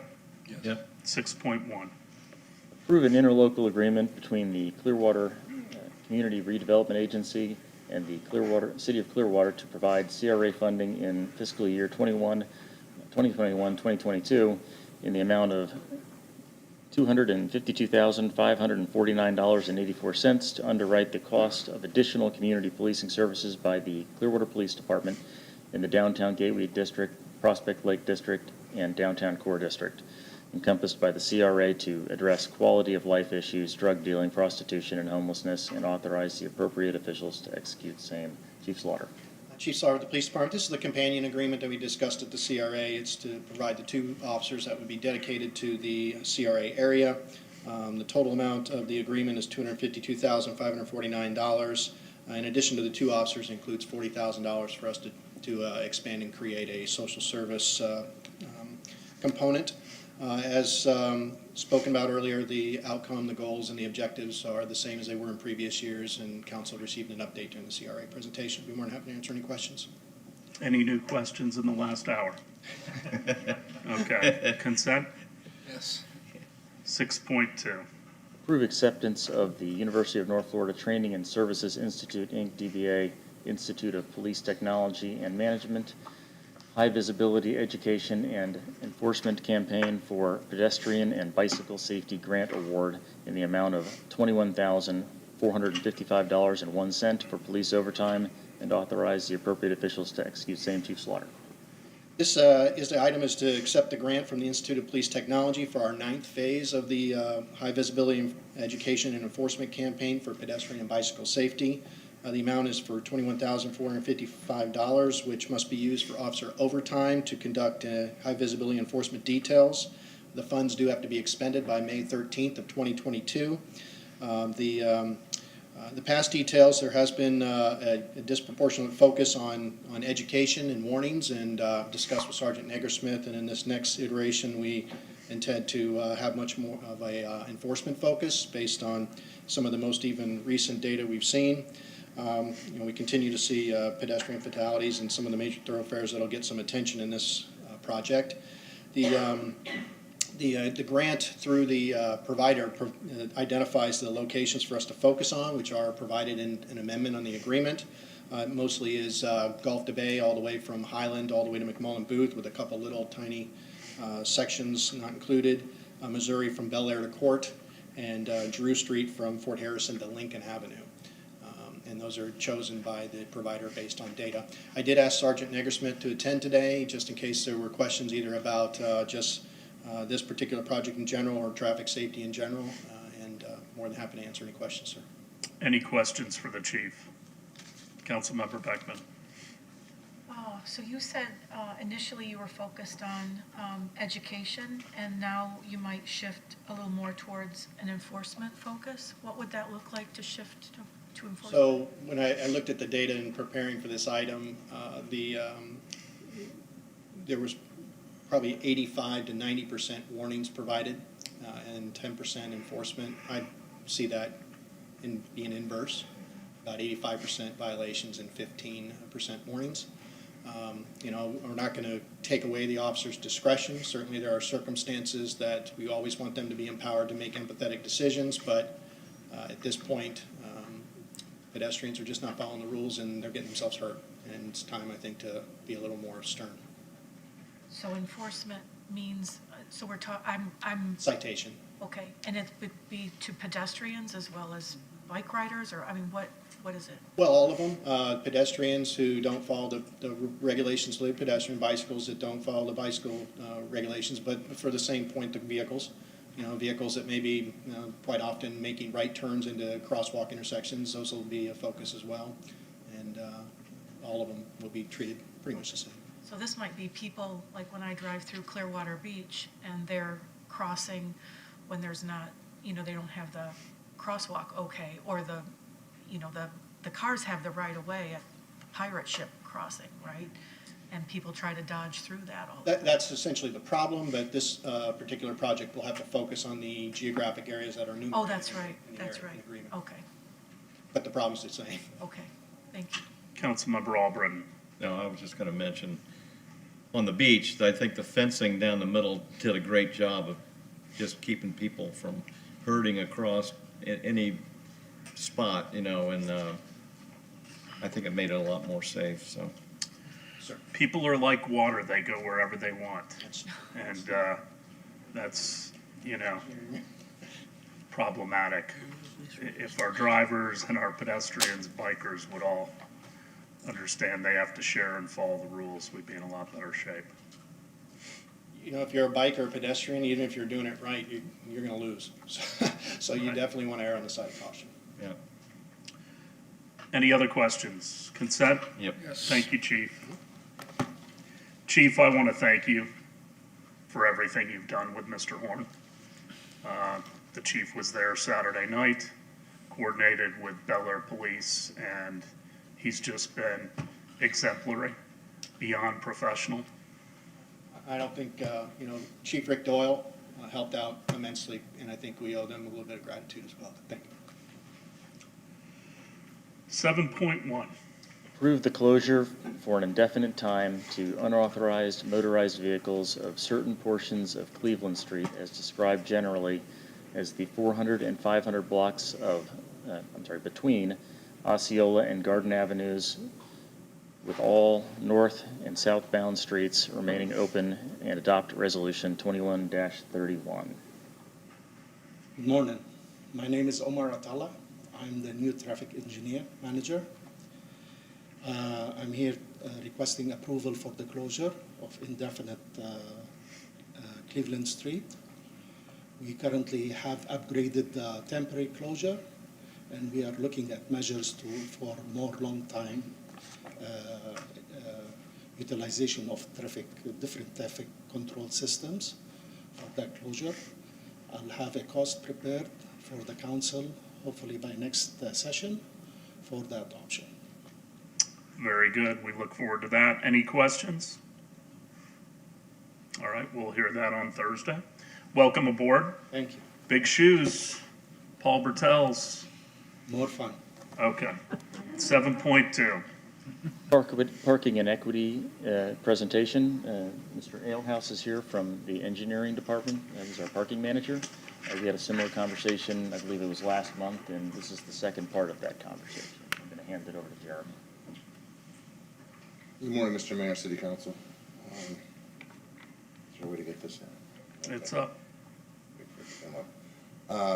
Yes, if you all recall, this was, the parking inequities was to kind of present things to you that we're seeing, give you our recommendations, get some feedback in the interest of being more transparent and such. This was Mr. Horn's behest. I think it was to help me out, and for that I'll be forever grateful. So today we're going to talk about, and I can hear him in my head, like, okay, be concise, speed it along. But paid parking on street, the beach marina, the discount meter rates that we have there currently, the permit rates, Chapel by the Sea, some other parking agreements that we have over there, and requests to vacate the right-of-way. So we start with paid parking on the street, and I hearken back to Dr. Shoup's book, The High Price of Free Parking, when he talked about when you have free parking intermittent sporadically, it inevitably prevents you from controlling the street adequately. Because people, they drive by and they see, even if there's a car in it, like, well, there's a free spot. They have free spots here. I know there's free spots somewhere. So I'll just keep driving around until I finally find that free spot. And that adds to the traffic and continues or exacerbates the problem. So when we look at it as far as like what should be or what shouldn't be paid parking, the parking system is evaluating it based on kind of like with zoning. First of all, there has to be demand, right? So there's locations out now downtown where it's not really commercial, it's considered downtown, is how it's zoned. But if you go further out, say by like Cleveland and MLK or Cleveland, Missouri, there's really not a lot of demand, so there's really no need to control the street. There's no need to control the curb, so that's why we don't have paid parking out that far. But the beach is a different animal, obviously. So we're looking there in those areas where we believe that there should be paid parking is the tourist zoned areas, the open space recreational areas, the commercial areas, and the institutional areas. And you can see all those there. That's basically everything on the western side of the beach, except for some of the brown areas that are residential. We don't typically put paid parking in residential areas. Now that does kind of take one of the tools out of our toolbox that we can use to control the street when we start to have those problems. And those are some of the things that we're seeing in the North Beach residential area. We would not propose in any way, shape, or form putting paid parking up there, but it becomes more tricky. So if we stay in the lower in those areas, like I said, that are zoned, stay away from the residentially zoned areas that you can see here on the map. What we recommend is turning those areas that are in those commercial, more commercial types into paid parking. So we again, as things have evolved over the years, there's been little pockets, sections of streets and that kind of stuff that have not been transferred over to paid parking. So the streets listed here, and most of them are just sections of streets, they're not the whole streets because there's already paid parking on a lot of it. But Baymont, Cypress, Rockaway, Avalon, Royalway, Poinsettia, and Cambria, the parking system believes all should go over to paid parking and to be consistent with the rest of the streets on the beach. And again, none of these are in residential areas, so it wouldn't affect that. That's where we are there. So then we went over to look at the beach marina. As you know, that's been a little bit of a different outlier too. There's a lot of unique things going on the beach parking wise. So when it was first built, they wanted to do some things to help out the businesses that were there. Most of it city-owned, city-controlled, city-rented out space. And so, we want this to be cheaper for the folks that go there, to encourage people to go there. We no longer, the problem that we're running into now is obviously it's very in demand. You go there at lunchtime, you can't find a spot. One of the things that they did, most of the other city parking lots, all the city parking lots on the beach are $3 an hour. So this one has a code system. And it was figured out by one of my predecessors. It was kind of like to put a Band-Aid on a problem, not to take anything away from the idea, but it was, they wanted to be cheaper than $3 an hour, but how do you make that happen? How do you keep other people from coming there and parking and not leaving? And so they came up with, you can only pay for half an hour parking when you first pull in. If you want to go longer, you have to get a code. So that means you have to pay for half an hour parking, go into whichever business it is you want to frequent, get the code, and then you can pay for additional parking. It's solved, it was a possible solution to a problem, but we're finding it's problematic.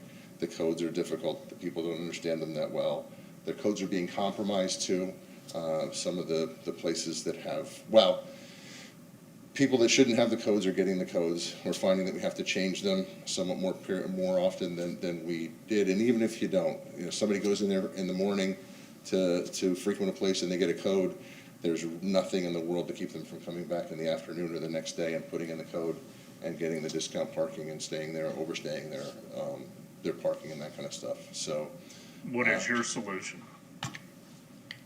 Our proposal is we turn around, we just take away the codes completely. It goes to $3 an hour. We have a portal, grant an online portal then for the businesses where they would be able to go online and get the parking at a discounted rate for their customers if they want to be involved in that. If they want nothing to do with it, it's $3 an hour just like every other lot on the beach.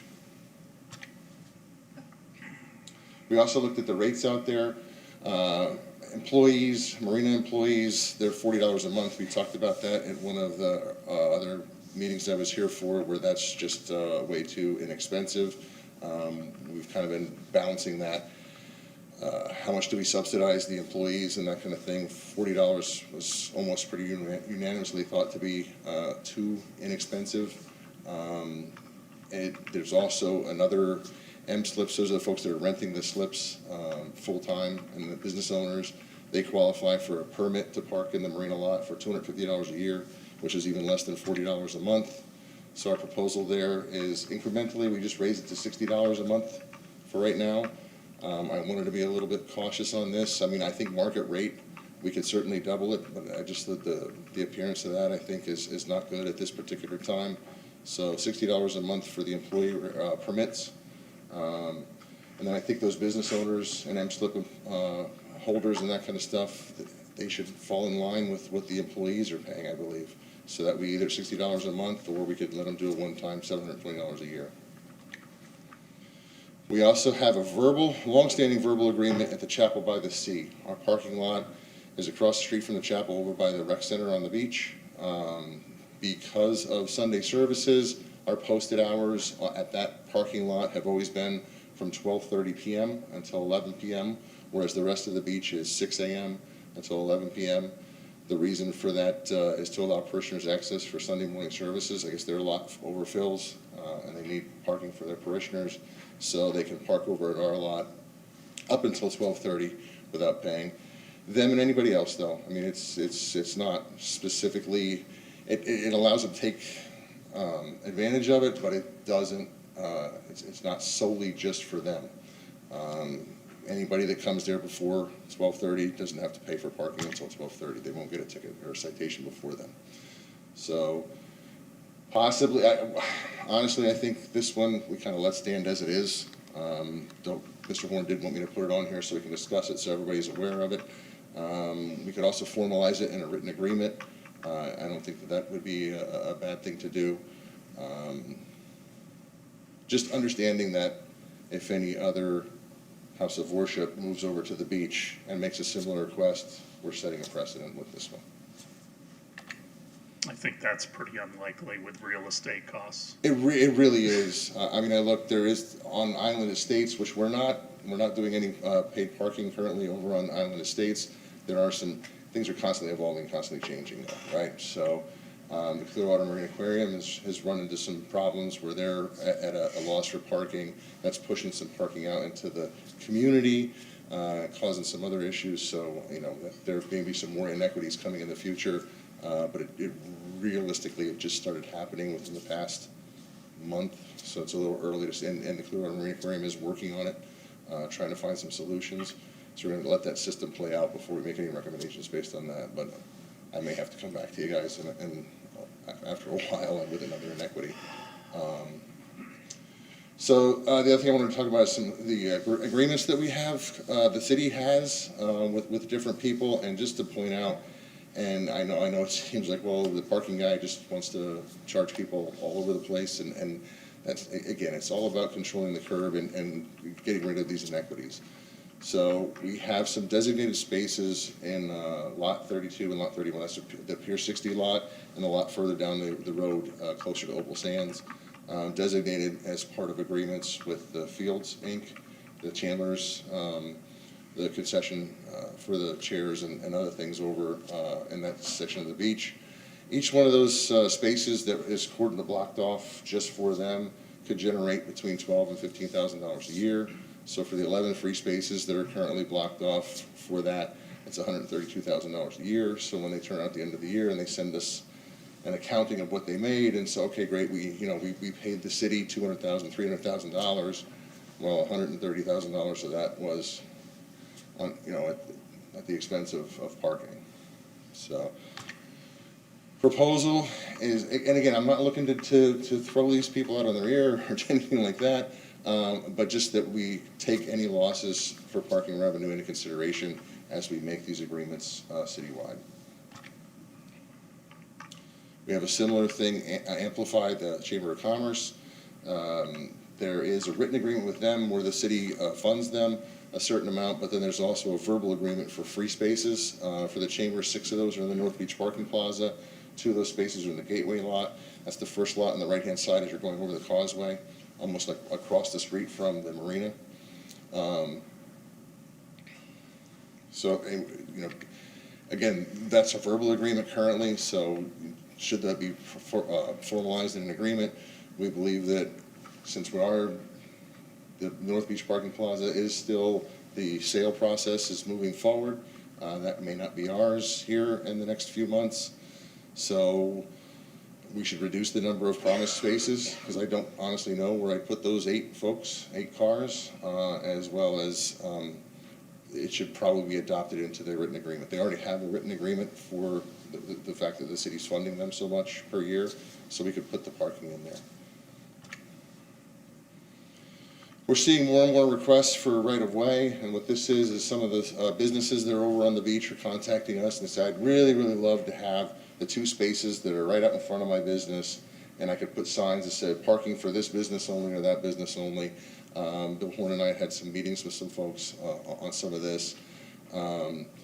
You could certainly draft an agreement that gave them like the ability to lease that, but that would, the parking system believes that would just create additional inequities. Anytime you're starting to get rid of public right-of-way or public street spaces in favor of for private use, it becomes problematic. So we believe publicly funded streets and right-of-way should not be designated for private use. This becomes a little tricky. I've been told about it. I wasn't here, obviously, but it caused a lot of problems when Beach Walk went in, and a lot of the right-of-way had to be claimed back from businesses and hotels and stuff like that had taken it over. We still have some of that to the northern part of the beach. I'm not looking to do anything with it currently. If the majority of that is their property or they're parking on it, they can continue to do so with the understanding that it's city property, and pending some future development, the city may need to take it back at some point. But any other right-of-way that we currently have that isn't encumbered with private parking, we would suggest that we don't go that route. Oh, and then on that, and again, how things are constantly changing. Just late last week, I got added kind of in line with this, not exactly this, but in line with this, a business, not on the beach. It's actually a little further. It's not even down, kind of on the outskirts, over by Jack Russell Stadium. They approached the city because, and I think it's a little different. I think we have the ability to do something different here, but I did want to discuss it at this meeting so that kind of elicit some feedback. Their situation is they've grown out of the available parking that they have. They're next to Jack Russell Stadium. And at first they're like, well, can we use the parking over by the stadium? That type of thing. They're asking the city because we don't have enough. So they've outgrown their space. And the city, we want to try to help and that kind of stuff. So Parks and Rec was looking and well, what should we do here? They also have the rec center is nearby. Well, that's underutilized, and there are some spaces there and that kind of stuff. What if we had them go over there? Again, if you're allowing public spaces to be used for private use, it becomes tricky, and the parking system typically recommends against that. But if you wanted to go the route of a lease agreement, what's the word? You could terminate it at any time. License agreement. License agreement, thank you.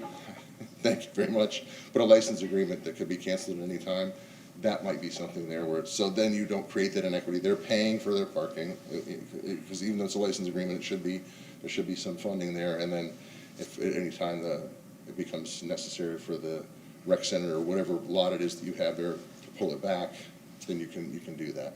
So I'm sorry with that, then, if I'll any questions. Okay, so this is part 2 of the parking inequity. I'd like the actual PowerPoint. That would be helpful. I'd like those in the future to be a part of the agenda, because there's a lot of questions I think that were generated for everybody with your PowerPoint. Mr. Maxwell, what are we looking at here with process? Because there's a lot of individual decision points here. I think it might be best for Jeremy to have some one-on-ones with everybody before we actually make decisions. Absolutely, and you know, I've not been as involved with Jeremy as it relates to parking inequities. Discussion has been Mr. Horn, so we do need to catch up together on it as well. But I think Mr. Horn's intent was there are a number of items up there that are really the decision of the city manager, but he wanted to get a sense from you about where you stood on it, because of course you can always change the code and change that power. So he wanted to make sure that we were all on the same page on it and have a good discussion. There are obviously some adjustments that may fall to council as well, but let us have some conversation about it and get caught up on it, and we'll revisit with you.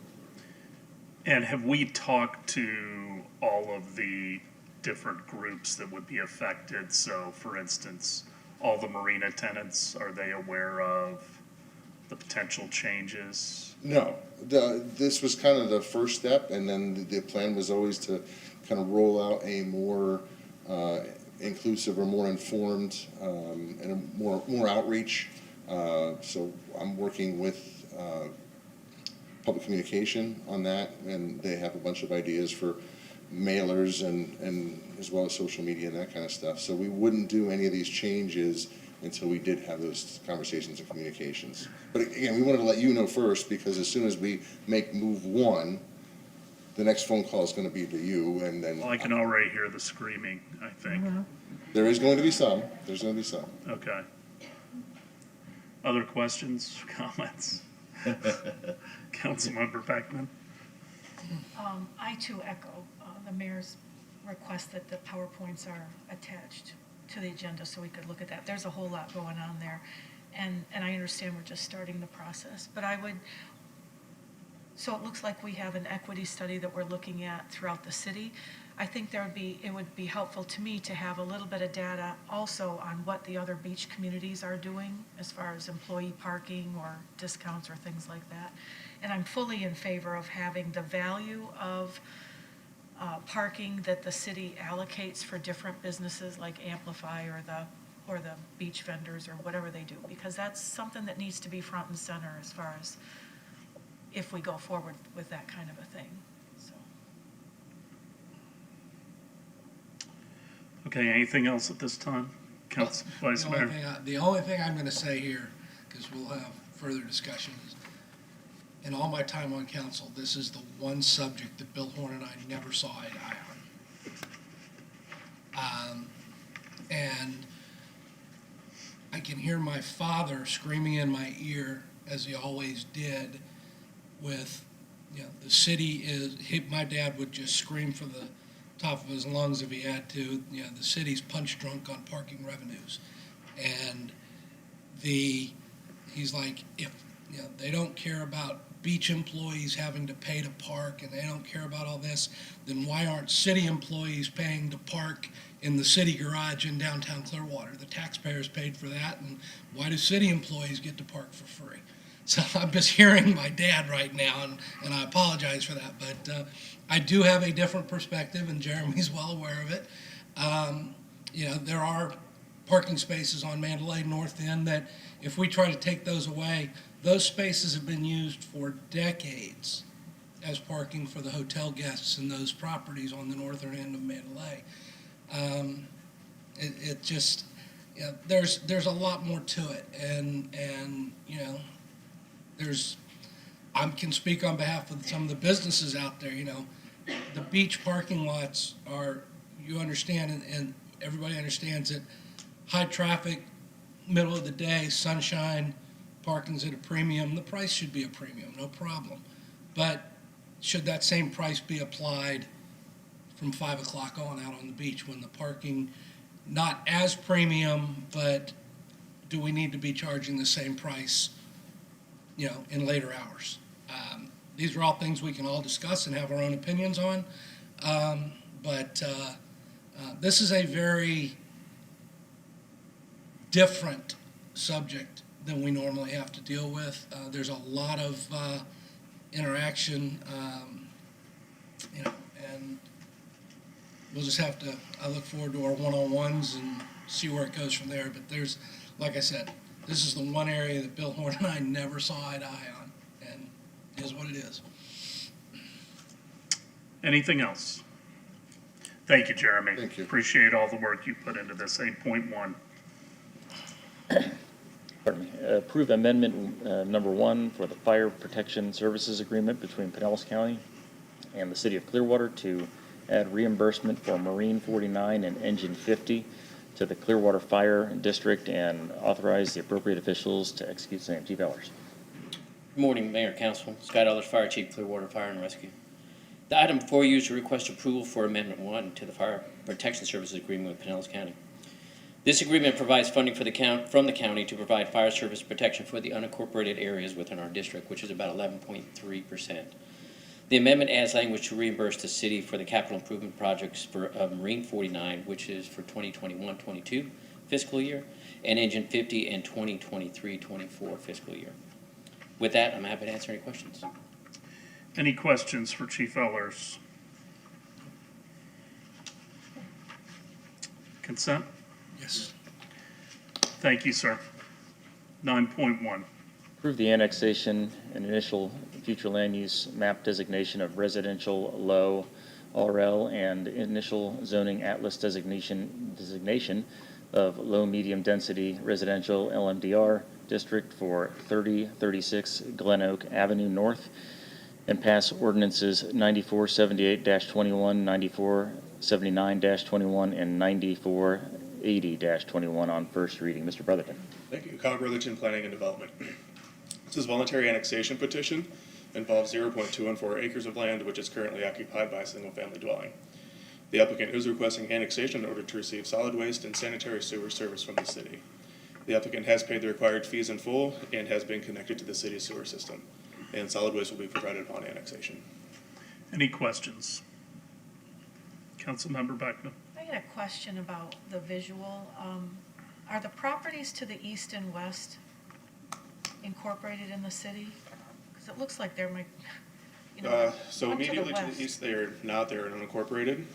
To the west and then to the south, those are incorporated. So this area is a mix of both currently. So the west is in? The west is within the city, yes. Okay. And then immediately to the east is unincorporated.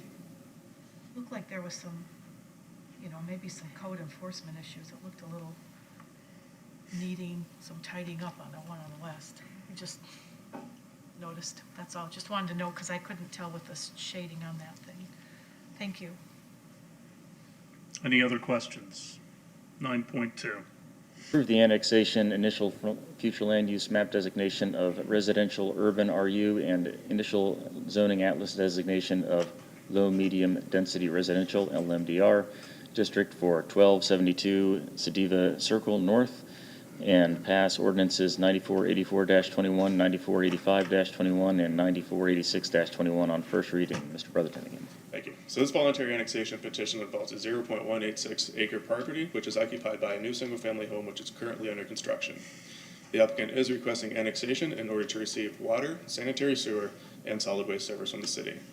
The need for sanitary sewer and water was prompted by the applicant's proposal to construct that single-family dwelling on the previously vacant lot. And due to timing issues, the applicant has started construction within Pinellas County. So due to the nature of construction, Pinellas County will require the applicant to connect to the city's sewer system prior to the issuance of a certificate of occupancy. And for this reason, the second reading of the annexation cannot occur until after the county issues that certificate of occupancy. And the Planning and Development Department will schedule that second and final reading after that certificate of occupancy is obtained by the applicant. Questions? Councilmember Beckman. I apologize. I have a clarification. That comment that I made for 9.1 was really, I had flipped ahead too much. It's for this one. So it was just more about the bordering homes on this one that looked a little rough, I think. But anyway, it's not a big deal. I was just. We can have code enforcement look into the neighborhood. Ms. Clayton's taking down notes, I can see. Just looked like maybe an abandoned car and some trash stuff around it. I don't know. All right. 10.1.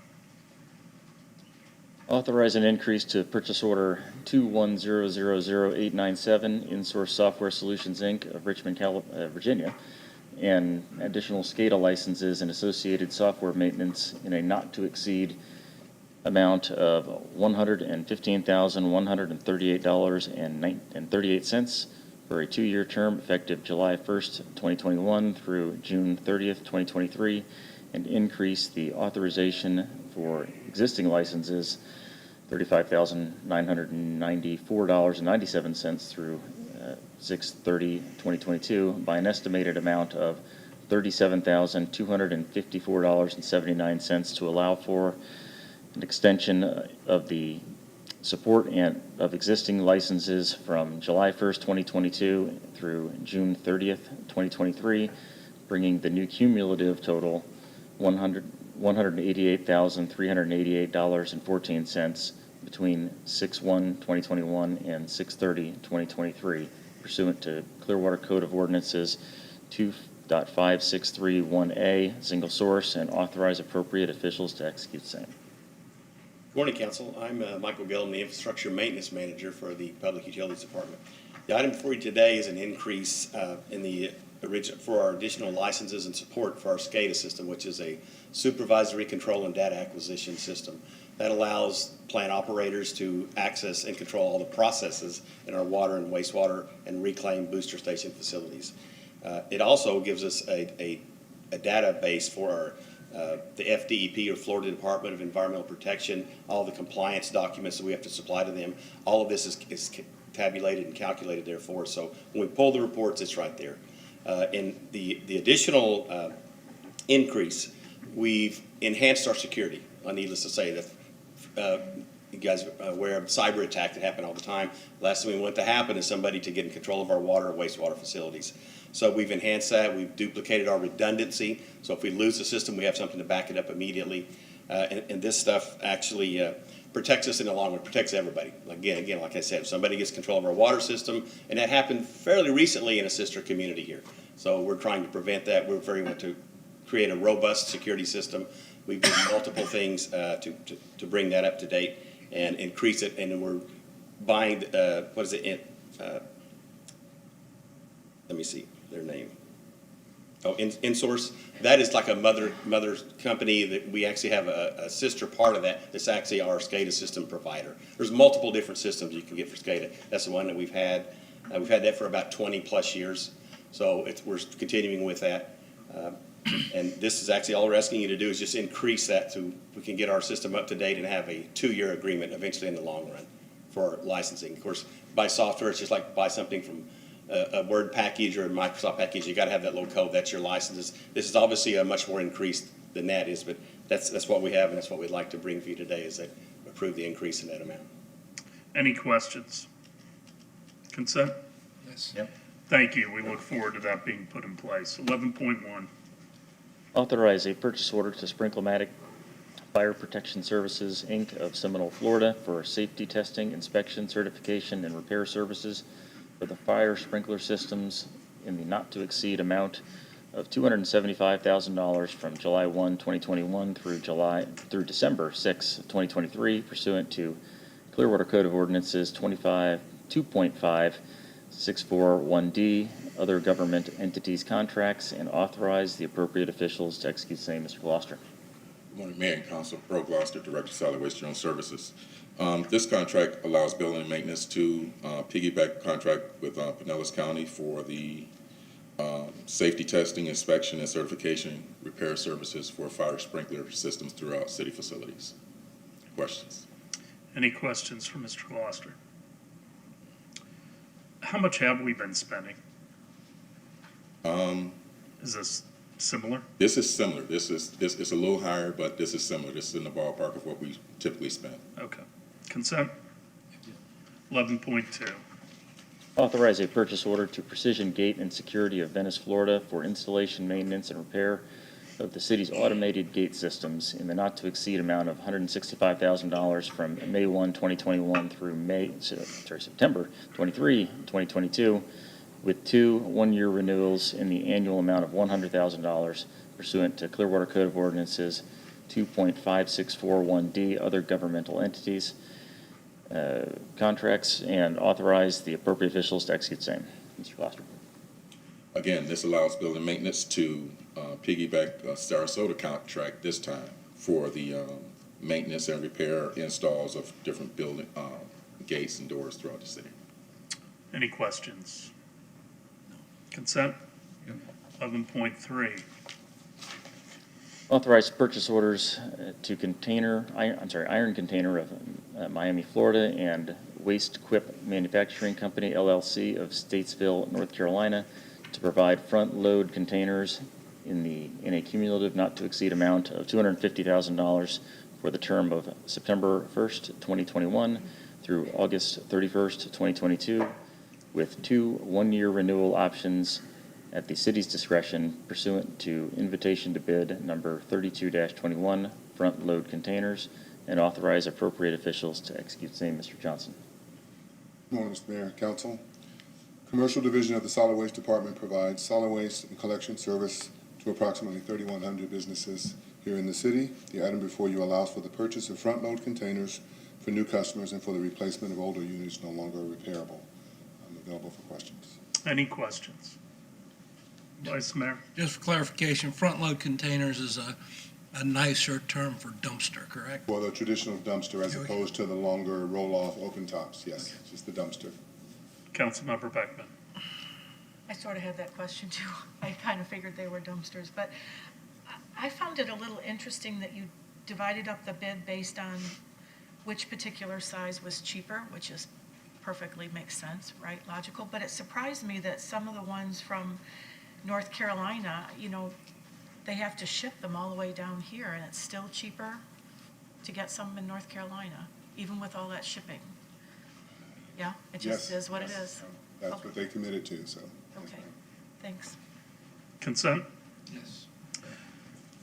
Anyone have issues with reappointing Councilmember Albritton to the PSTA and to Forward Pinellas? Not as long as he continues to bring us his riveting reports. It's a riveting. Consent? 13.1.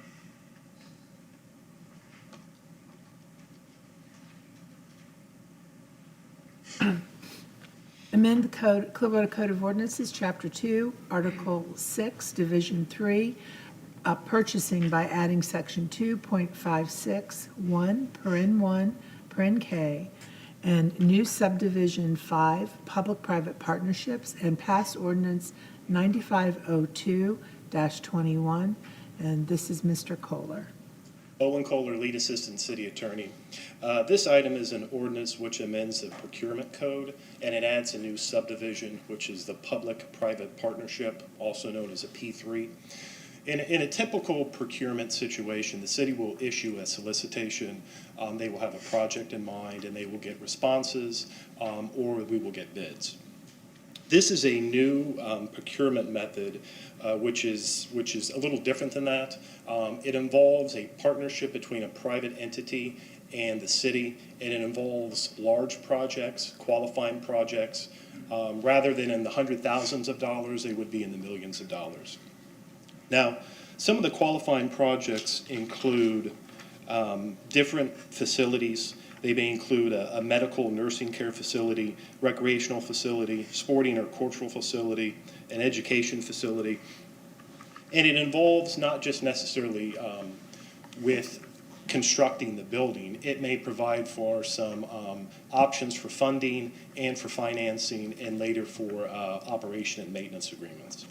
Now, one from the state level was the I-595 corridor improvements. That was a P3. And the P3 process involves a private entity submitting to the city a unsolicited proposal. And in it, there is sufficient detail for the city to be able to evaluate it. There is also a fee, and the ordinance proposes a fee of $25,000.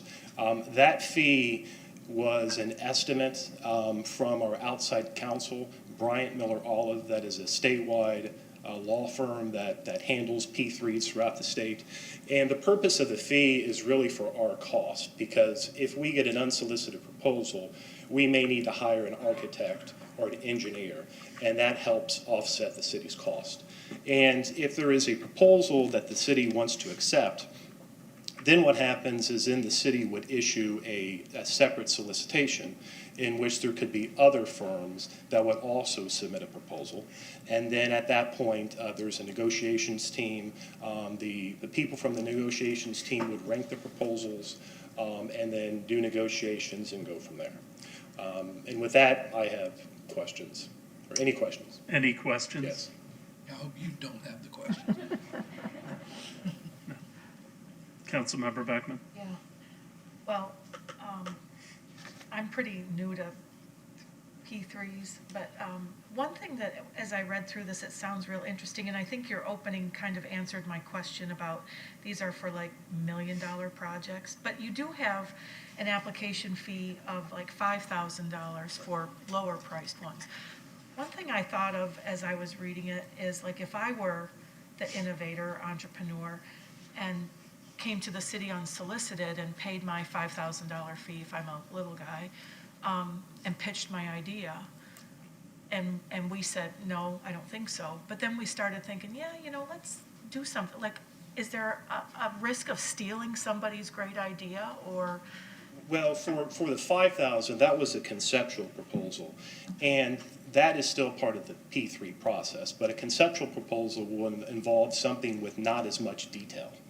And if we choose to accept the conceptual proposal, we would, let's say, invite that firm to issue more of a solicited detailed proposal, in which they would pay the $25,000 fee, and we would offset the $5,000. So the conceptual proposal was just really an idea without a lot of details, but it's under the same process.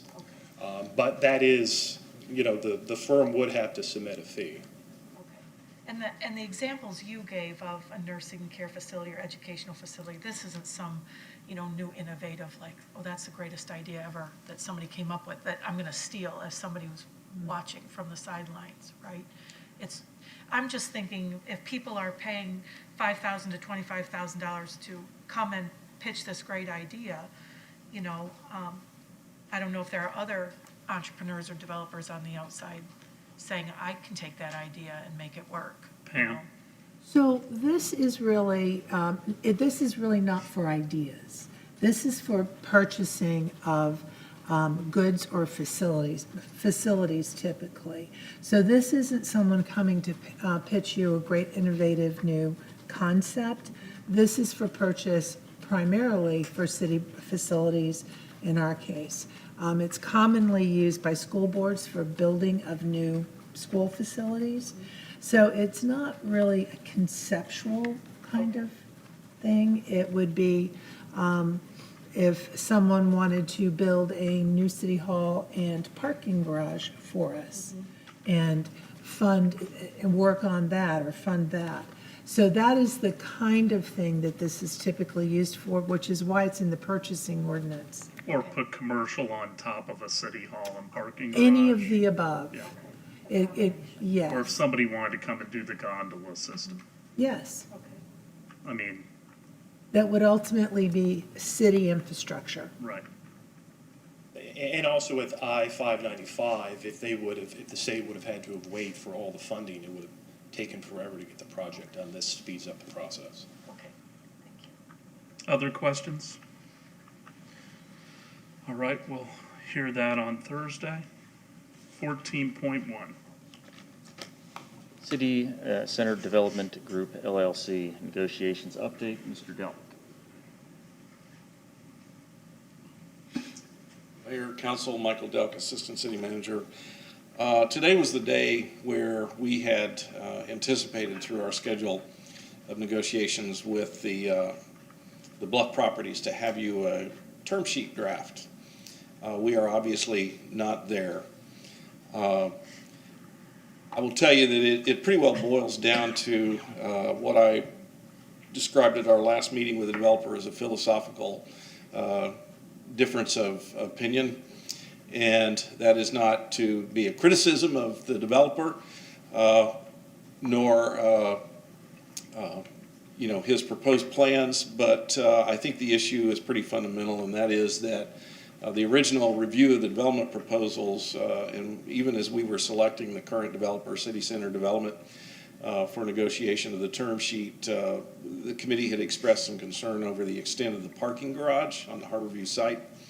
I think the council, you all reiterated the same concern when we came to you with the selection and recommendation to negotiate the term sheet. I think, a number of the issues that we have with regard to City Hall and the Pierce Street site are workable. But the issue with the development of the Harborview site remains an obstacle. At this point, I'm not terribly optimistic that we will cross that philosophical gap. We received the most recent iteration of a revised development plan sometime late Friday night. So I and the group who's working on this, and the city attorney has not had a chance really to look at that development plan. So at the last meeting that we had with the developer, Mr. Govan, I had suggested to him that we didn't have an interest in him expending a lot more time and financial resources to continue to engage his consultants about which an issue that we were not going to be able to work out. And I think it would be better at this point to try to wrap that up. We will either be able to achieve consensus with him or not. We'll certainly bring to you a final assessment of where we are with that, along with our recommendation as a group. But I'll be honest with you, at this point, I'm not terribly optimistic, but I have not seen the most recent iteration. The last thing I'll tell you is that I think technically it is still possible for us to meet a March referendum date, but it is by the day becoming increasingly unlikely and challenging to do so. Is there anything that, Pam, that you'd like to add? No, I think that sums it up. We still do have time to meet that date, but it is becoming more and more difficult by the day. So, Well, go ahead. I think our next meeting, I would expect that it's likely that we'll determine whether or not we intend to proceed. So I would like to try to have that conversation with the applicant before the end of this week. So that's it. Well, I know we will continue to bargain in good faith and try to get a resolution. I appreciate all city center development has done so far. At the same time, I also think this is a very long-term plan with wonderful property that we want to get right. Not only do we need to get it right because we're going to take it to referendum and the citizens are ultimately going to decide, at least on the city hall site and the Harborview site, but it needs to be right because we're going to live with it. And my belief is if this does not work out, that is okay. As developers around the country see Imagine Clearwater literally coming out of the ground, I think that it may attract new suitors that can have different ideas and concepts for those properties. And I think this is one of those times where you have to show patience for the right project. And if we can't get there with City Center, that is disappointing, but it is better than pursuing a bad concept. So that's my thought, Vice Mayor. I agree. We get one shot at this because when the final vote is taken, whatever is agreed upon is going to get built and it's going to have a 65-year lease or longer. So this is a one-shot deal. You've got to make the shot hit the bullseye without a doubt. And I think, I really believe if we can't work it out with Center City, and I'm not saying we can't get there, but I think with a completed Imagine Clearwater, and you're looking at what that final park looks like and everything else, I think the attraction of that location and of what we have to bring to the table is that much better. So it's not the time frame we were looking at originally that we would like to have met, but this is so much more important to get right than to just get done. That you cannot put we can't put a drop dead date on this because we've got to get it right. Other questions or comments? Councilmember Albritton. Yeah, I agree. When we put out the RFPs, they were certain things we wanted, criteria that we wanted to meet on this. And one of them was making the downtown a vibrant place. And I think patience in this and getting it right, as the mayor and the vice mayor said. Hopefully, we can work it out, Mr. Govan. But if not, I'm comfortable that once Imagine comes out of the ground, it's going to be an attractor again for another go at it. So There you have it. Thank you. Any other reports, Mr. Maxwell? I do have one. I've asked Human Resources Director Jennifer Poyer to give an update on the city manager search. Jennifer?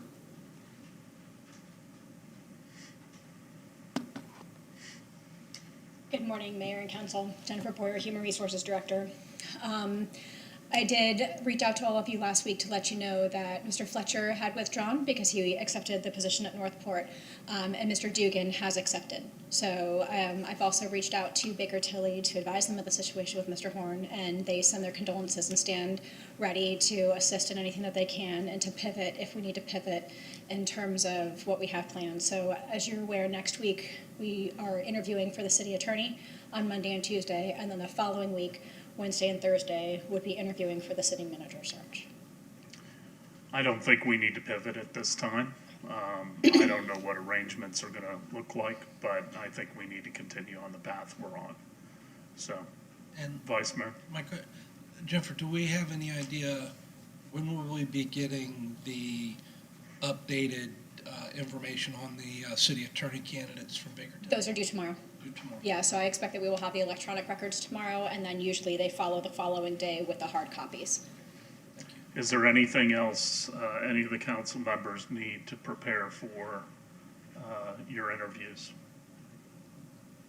If you think of something, just filter it through Mr. Maxwell and Yes. then on to Ms. Poyer, okay? Yes. Yeah, I'm sorry.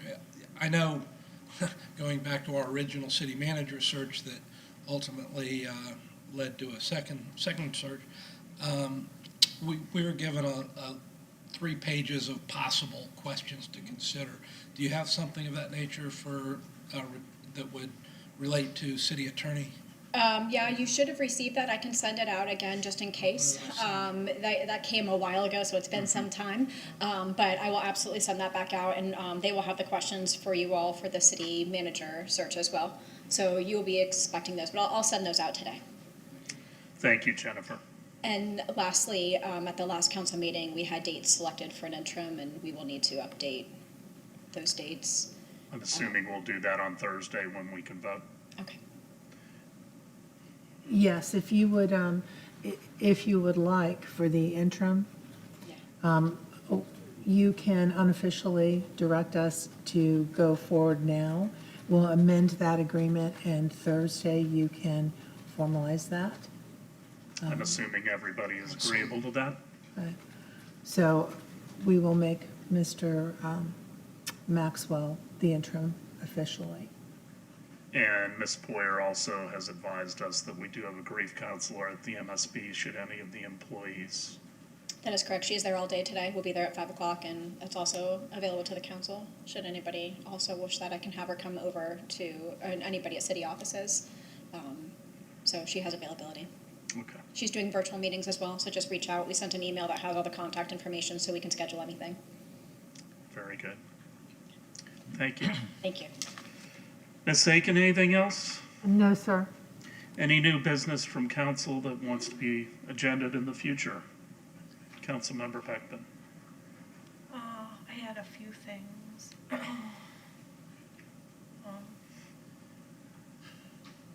know where they went. Well, I'd like to talk a little bit about, the city's role in supporting Paint Your Heart Out. So I'm on that board or part of the liaison, and just want to have a discussion about the amount of support throughout the city for Paint Your Heart Out. I'd also like to talk about giving direction for the development of a one pager or front and back for green print, now that we've got that approved. And then the third thing is maybe a future work session where we can talk about creating an EV charger infrastructure ordinance for any new buildings within the city or any new development in the city. St. Pete has added something like that to their ordinance. So those three things, paint your heart out, the EV charger infrastructure ordinance, and the green print summarizing. Okay. We'll add those. Anything else, anyone? All right. I want to thank everybody today. This has obviously been a pretty tough meeting, but I appreciate everybody keeping your eye on the ball. And please continue to keep the warrants in your prayers. We're adjourned.